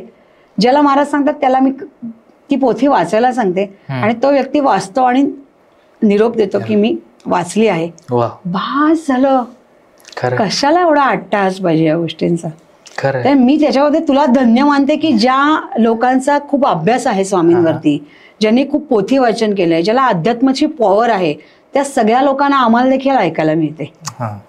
पण आम्हाला महाराज अशी गंमत करतायत की तुला ते काम दिलंय का, तू नको त्या भानगडीत पडू नकोस, तुला जे काम दिलं तेवढंच तू कर आणि तेवढंच तुला करायचं आहे. त्यांना मी अभ्यासक म्हणून उभं केलं आहे आणि तुला मी एक साधा व्यक्ती म्हणून उभा केलाय. या दोघांमध्ये कंपॅरिझन कधी होऊ शकत नाही. त्यांनी केलेलं कार्य प्रत्येक वेळेस महाराजांच्या त्या भक्तांनाही त्यांनी वेगवेगळी कामं दिली होती. आताही महाराज सगळ्यांना वेगळी कामं देत आहेत आणि कामं ही वाटून केली तरच चांगली होतील. एकाच्या अंगावर बर्डन टाकलं तर ती कामं त्या व्यक्तीलाही कळणार नाही की ते काम कसं करायचं. म्हणून महाराज प्रत्येक आपल्या भक्ताला किंवा प्रत्येक ज्यांना त्यांनी या कामाला लावलं आहे त्या प्रत्येकाला त्यांनी वेगवेगळं काम दिले आणि त्यांनी ते करत राहायचं आहे. फक्त त्यांनी त्याच्या कामामध्ये त्यांनी स्वतःहून मध्ये काही ब्रेक घेता कामा नये. तो ब्रेक होता कामा नये. ही ताकद परत कोण निर्माण करेल, महाराज करतील. महाराज आज तुम्ही मला एक काम करायला सांगितले आणि म्हणून माझा खूप मोठा पण आहे आणि मला याच्याबद्दल वाईटही खूप वाटतं की जेव्हा ही लाईन लागते खाली, पहिल्यांदा मी 30 नंबर द्यायचो, मग ते 70 वर आले, पुढे ते 100 वर आले, पुढे 130 वर आले, 180 वर नंबर येतात. माझी तळमळ कुठे असते की हा माणूस एखाद्या गावावरनं पैसे खर्च करून महाराजांच्या दारी आलोय तर ह्याला नंबर मिळाला पाहिजे असा माझा एक आग्रह असतो. त्याला महाराज काय उत्तर देतील हे मी सांगण्याचा मला अधिकार नाही, बरोबर, पण त्याला तो नंबर दिला गेला पाहिजे असा एक आग्रह असतो. पण शेवटी ती माणसं पण वेळात येणं गरजेचं आहे, जी वेळ आम्ही त्यांना दिली. मी कधी येईन, मग मला कधी नंबर मिळेल. आता काकू म्हणल्याच आहेत ना, नंबर दिलाच पाहिजे. या 8 तासावर पण काम करणारी मंडळी आहेत. तर असं नाहीये, जी वेळ दिली आहे त्या वेळेत त्यांनी आलं पाहिजे.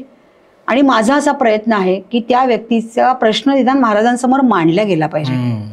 आणि त्याच्याकरता मी म्हणजे माझा मूर्खपणा असेल किंवा माझा अट्टास असेल किंवा मला त्या महाराजांच्या येणाऱ्या प्रत्येक भक्ताबद्दलची जी ओढ असेल ती वेगळी असेल. मी त्यांना म्हणते, महाराज मला तुम्ही ज्या वेळेस तुम्ही इथं बसत आहात, जी तुम्ही मला बसायला जी खुर्ची दिली आहे, जे सर्वसामान्य गादी म्हणतात, मी खुर्ची म्हणतेय, ती जी खुर्ची दिली आहे, एकदा मी बसल्यावर तिथे मी पाण्याचा थेंब पण घेता कामा नये, जोपर्यंत सगळे प्रश्न संपत नाही. बर. तर मला ही मंडळी अधूनमधून विचारतात की पाणी प्यायचंय का? सर नाही, मला नाही प्यायचंय.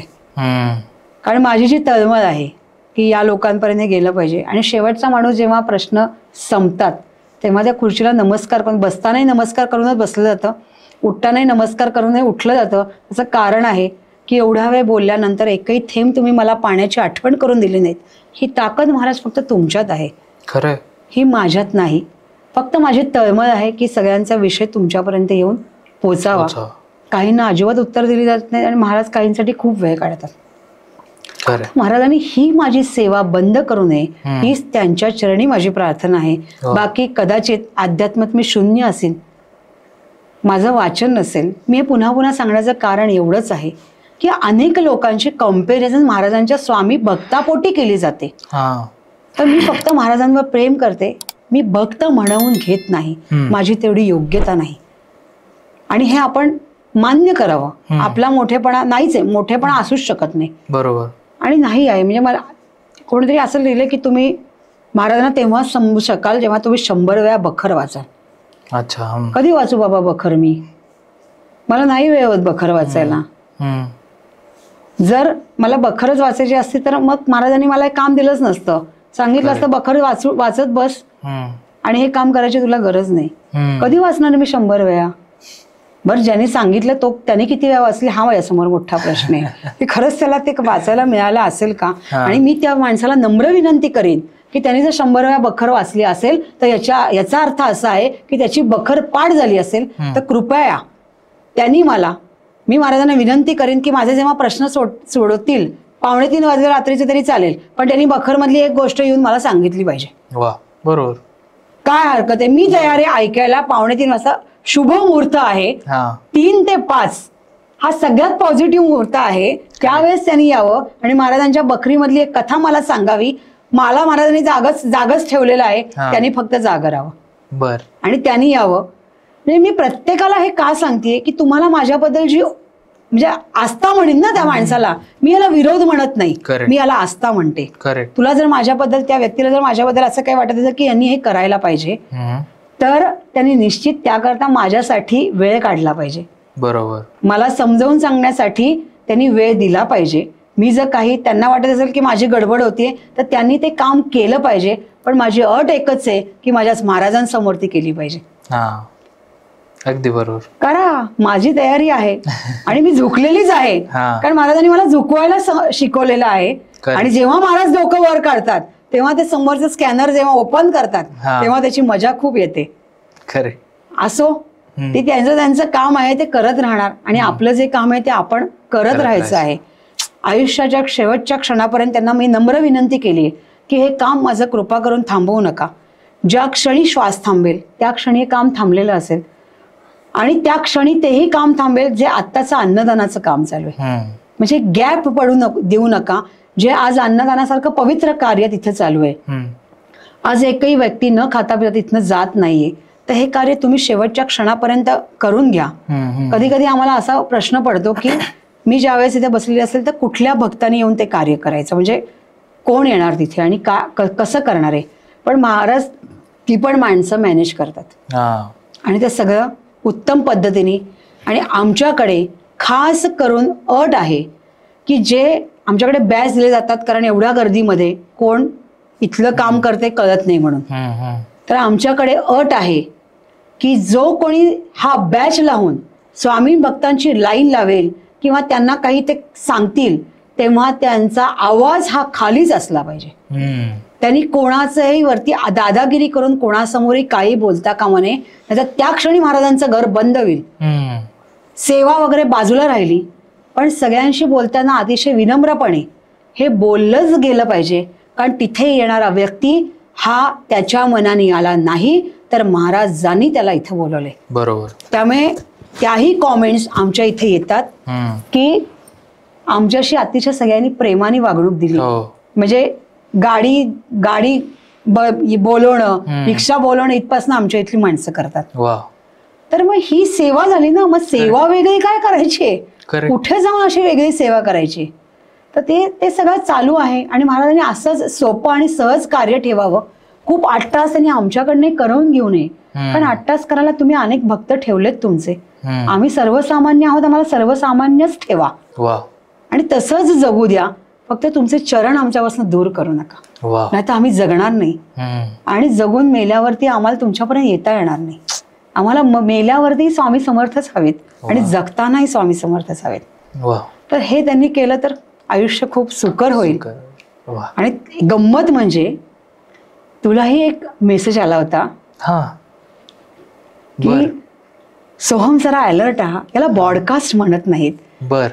की बॉडकास्ट म्हणजे काय, तर तू प्रश्न विचारायचे आणि समोरच्याने उत्तर द्यायची. पण तुझ्यातला वेगळे पण त्या व्यक्तीला लक्षात आलं नाही की निश्चितपणे ऐकणं काय असतं, मध्ये बोलणं काय असतं आणि एखादा प्रश्न विचारणं काय असतं, हे सगळं सुद्धा महाराजांनीच अरेंज केलंय. हे त्या व्यक्तीला कोण सांगणार रे बाबा. त्यामुळे मी एन्जॉय करतेय जेव्हा खाली एखादा रिप्लाय येतोय त्याला. मी त्याच्याकडे बघते आणि म्हणते अरे किती गंमत आहे ना, या माणसाने किती विचार केलाय ना, याला आपल्याबद्दल किती प्रेम आहे ना.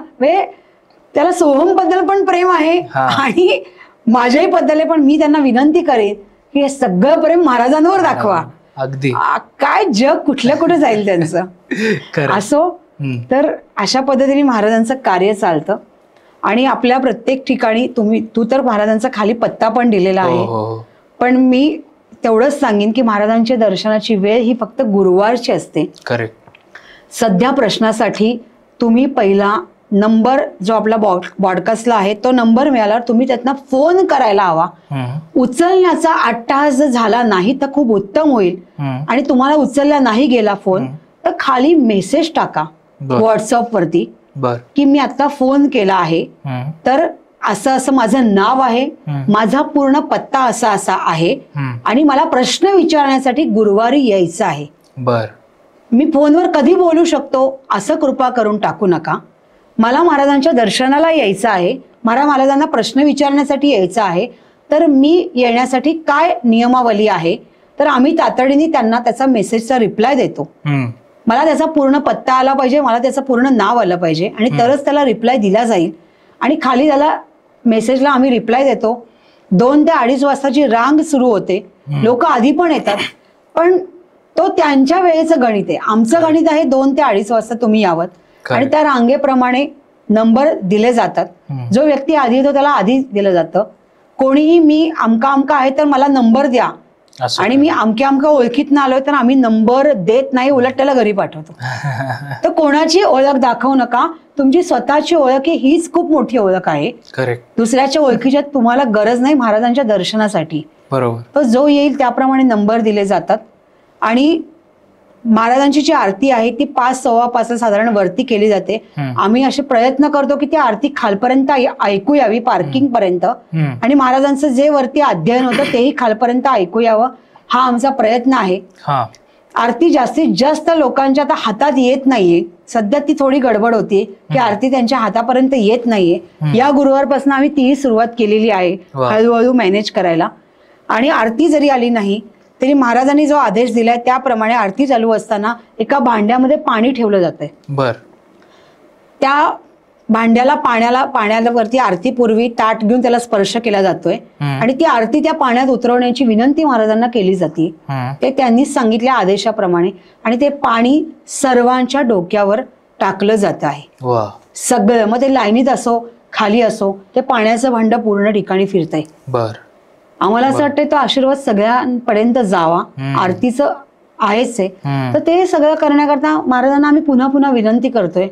ही गर्दी तुम्ही आणलीत, या गर्दीला आशीर्वाद हवाय हा तुम्हीच द्यायचा आहे. आणि तो अशा पद्धतीने त्यांनी मार्ग दाखवला की तुम्ही असं करा.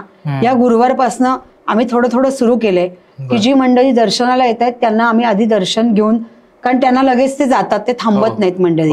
तर दर्शनाची मंडळी आम्ही आधी वरती बसवतोय, आम्ही आरती आधी करतोय आणि मग नंतर जसं त्यांना सांगतोय की प्रश्न जसं तुम्ही येताना प्रश्न विचारतानाच महाराजांकडे तुम्ही असंही बघा तेव्हाच दर्शन घ्या. 8 तास आधी दर्शन घेणार, मग प्रश्नाला परत उभं राहणार. तेवढं मुवमेंट करायला आपल्या घरामध्ये जागा नाहीये. तुम्ही बसा, करेक्ट, स्थिर व्हा, डोकं शांत करा. मग तुमचा नंबर आला की महाराजांना विचारा. बरोबर. आणि तुमच्या बदल्यात दुसऱ्याला नंबर देऊ नका, कोणाच्याही वतीने फोन करू नका आणि कोणाच्याही वतीने नंबर घेऊ नका. आम्ही ते देत नाही, आम्ही ते काम करणार नाही. जो व्यक्ती आहे त्यालाच तिथं यावं लागेल. आणि जर खूप क्रिटिकल कंडिशन असेल आणि काही कारणाने तुम्ही काही मेसेज टाकलात आणि जर महाराज म्हणले की त्याच्या बदल्यात हा व्यक्ती चालेल तरच तो व्यक्ती चालेल, अन्यथा तो चालणार नाही. हे इतकं क्लिअर या घरामध्ये निश्चित आहे आणि ते निश्चितपणे होतं. याचं एक ज्वलंत उदाहरण असं होतं की एक आजी कॅन्सरनी प्रचंड आजारी होत्या. त्यांना शक्य नव्हतं. तर त्यांच्या वतीने त्यांच्या मुलींनी मला फोन केला की मी येऊ का आईचं विचारायला. म्हटलं तुम्ही आईचं विचारायला येऊ शकता, महाराज काय उत्तर देतील मला माहिती नाहीये. तर महाराजांनी त्या व्यक्तीला एक तीर्थ तयार करून ठेवायला सांगितलं आणि त्या व्यक्तीला ते द्यायला सांगितलं.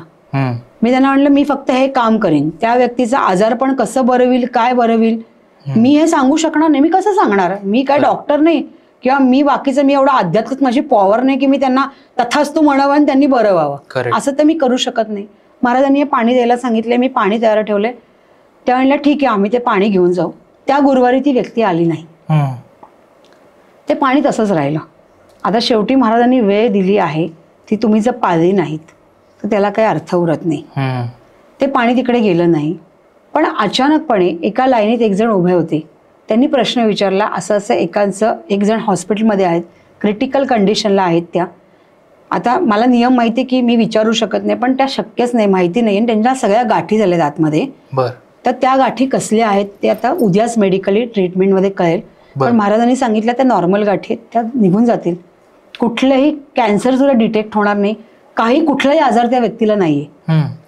आणि महाराजांनी सांगितलं ते पाणी जर ठेवलंस ना त्या व्यक्तीला, ते पाणी त्याला देऊन टाक. आणि ते पाणी त्यांना दिलं.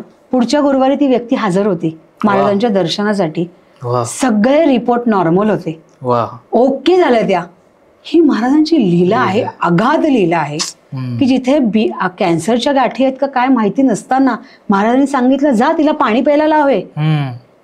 आणि म्हणजे मी सांगणार नाही पण मोठ्या नगरसेविका आहेत त्या. अच्छा. पण जेव्हा ते सांगितलं त्या अक्षरशः रडायला लागल्या की महाराजांची लीला अगाध. आणि कुठल्या तरी लग्नात त्यांनी मला भेटावं आणि मी त्यांना फक्त निरोप द्यावा महाराजांच्या घरी या. आणि त्या संकटात त्यांना महाराजांची आठवण यावी की महाराज म्हणजे मी संकटात अडकले तर मी आता काय करू. आणि त्यांच्या निमित्ताने कोणीतरी यावं आणि ते पाणी त्यांच्यापर्यंत जाऊन त्या ओके व्हाव्यात. म्हणजे ही जी लीला असते हे महाराजांनी रचलेलं असतं, हे माणूस रचू शकत नाही. त्या प्रश्नाचं घेताना सुद्धा तुमच्या हातामध्ये ती ताकद नाही, तुम्ही ते प्रश्न त्या व्यक्तीला विचारू शकत नाही.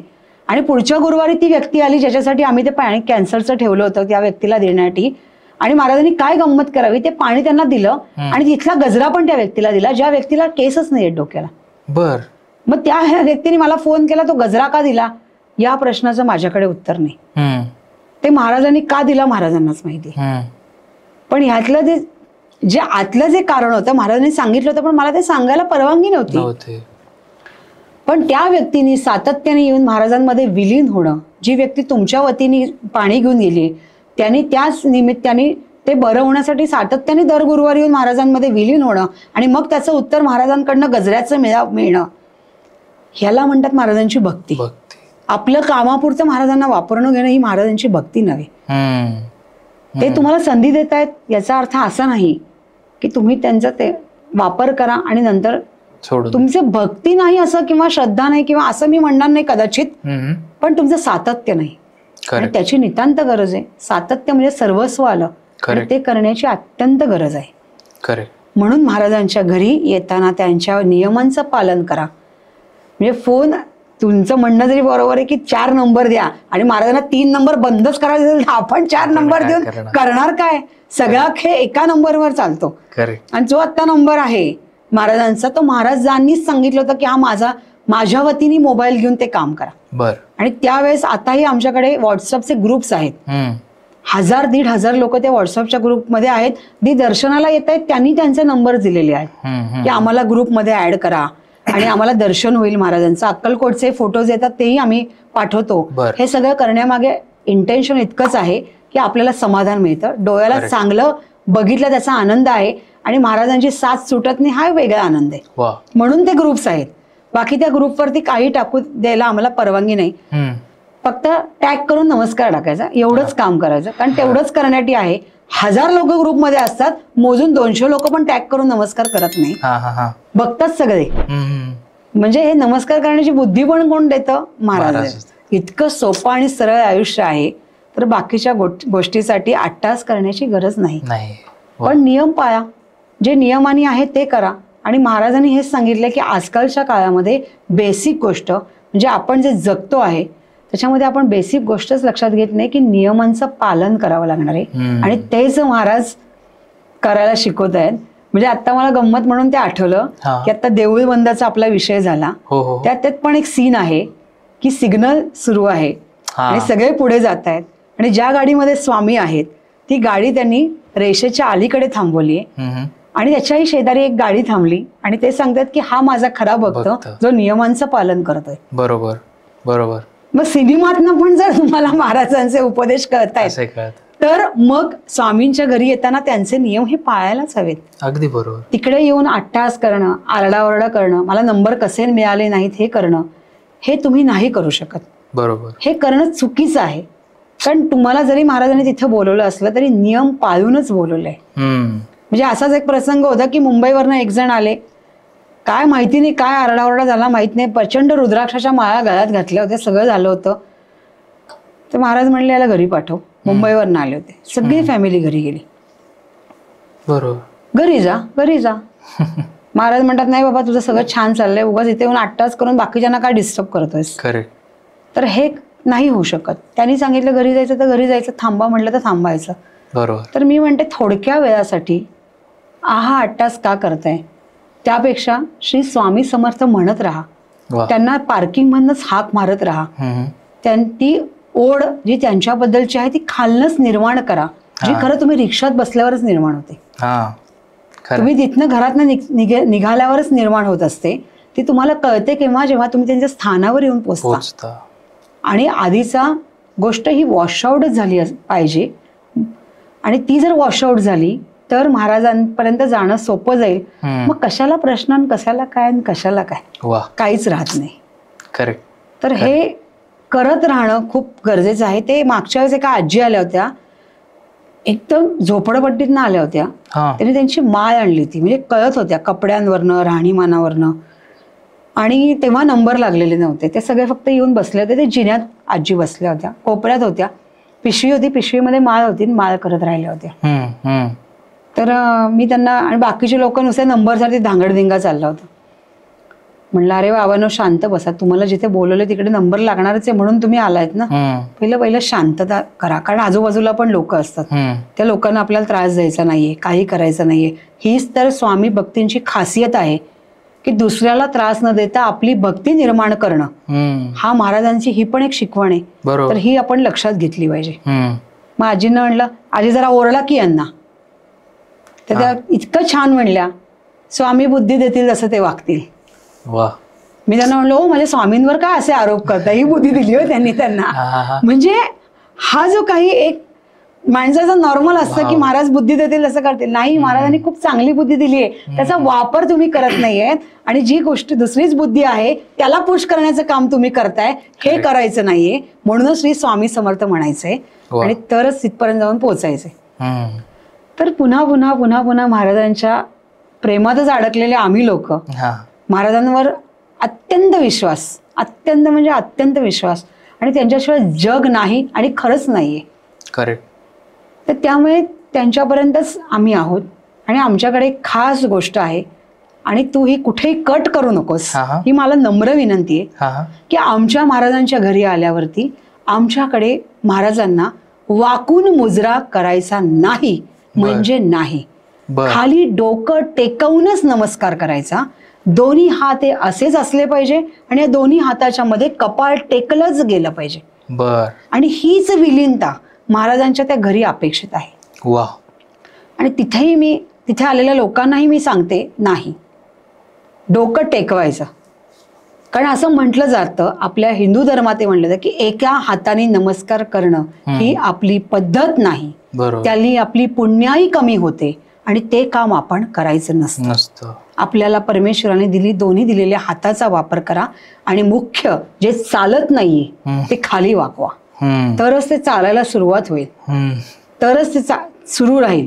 म्हणजे याचं कारण असं आहे की आजारी माणसाचे हृदयाचे ठोके चालू असतात पण बुद्धी चालत नाही. कारण तो दुसऱ्यावर पूर्णपणे विसंबून हे चाललं तर सगळं चालेल आणि म्हणूनच ते विनम्रतेने वाकलं पाहिजे. करेक्ट. त्यामुळे कदाचित असं होईल की नाही हे काय तर नाही, वाकायलाच पाहिजे. नमस्कार हा असाच झाला पाहिजे. बरोबर. आणि तो करायलाच हवा. कदाचित तिथे आणि लोक ऐकतात म्हणजे त्यांना पटतं ते की अरे नाही असं नाही करता का. म्हटलं ज्या ठिकाणी तुम्ही जाता, ज्या ठिकाणी म्हणजे जिथे अशा प्रकारचे नमस्कार केले जातात तिथे सुद्धा वाकूनच नमस्कार करा ना. काय हरकत आहे तिथे? तिथे तुम्ही त्यांच्या पद्धतीने करा आणि हेही करा. शेवटी महाराज तिथेही आहेत. बरोबर. फक्त आमच्याकडे मूर्ती रूपात आहेत. मूर्ती म्हणजे जिवंत अवस्थेत आहेत आणि तिथेही जिवंत अवस्थेत, फक्त ते फोटो रूपात आहेत. बरोबर. तर तिथे प्रत्येकाची पद्धती वेगवेगळी आहे, प्रत्येक रचना त्यांनी वेगवेगळी सांगितली आहे. पण वाकून तुम्ही सगळीकडेच नमस्कार करू शकता ना. महाराज ते महाराजच आहेत, त्यांना करायलाच पाहिजे. फक्त ते ब्रह्मांड नायक आहेत हे विसरता कामा नये. ज्यांनी विश्व निर्माण केलं आणि ज्यांनी आपला श्वास चालू ठेवला त्यांना तुम्ही अशा पद्धतीने नॉर्मल नमस्कार करून काम होणार नाही. त्यांना वाकूनच नमस्कार करायला हवा. तर अशा प्रकारे महाराजांचं घर सगळ्यांना उघडं आहे. सगळे तिथे येऊ शकतात, महाराजांचे प्रश्न मांडू शकतात. ती वेळ दिली आहे ते तुम्ही करू शकता. फार अट्टहास करू नका. आणि मी पुन्हा एकदा पुन्हा हेच सांगेन की जे तुझ्या चॅनलवरती खूप बुद्धिमान लोक येतात तर मी नाही, मला माफ कर, कारण त्यातली मी नाही. मी महाराजांनी सांगितलेल्या साध्या नियमावर काम करणारी व्यक्ती आहे. त्यामुळे जर कोणाला तुझ्या चॅनलच्या माध्यमातून असं वाटत असेल की हे काय चाललंय तर त्यांना खास आमंत्रण की तुम्ही महाराजांच्या घरी या, महाराजांना भेटा. मी फार किरकोळ आहे, त्यांना भेटला तर तुम्हाला कळेल आणि त्यांचं तुमचं नातं एवढं दृढ निर्माण होईल की अशापर्यंत तुम्ही जाऊन पोहोचणारच नाही की जिथे तुम्ही शब्दात अडकताय. त्यांच्या प्रेमात अडका, खूप काही मिळेल. वा वा. श्री स्वामी समर्थ. श्री स्वामी समर्थ.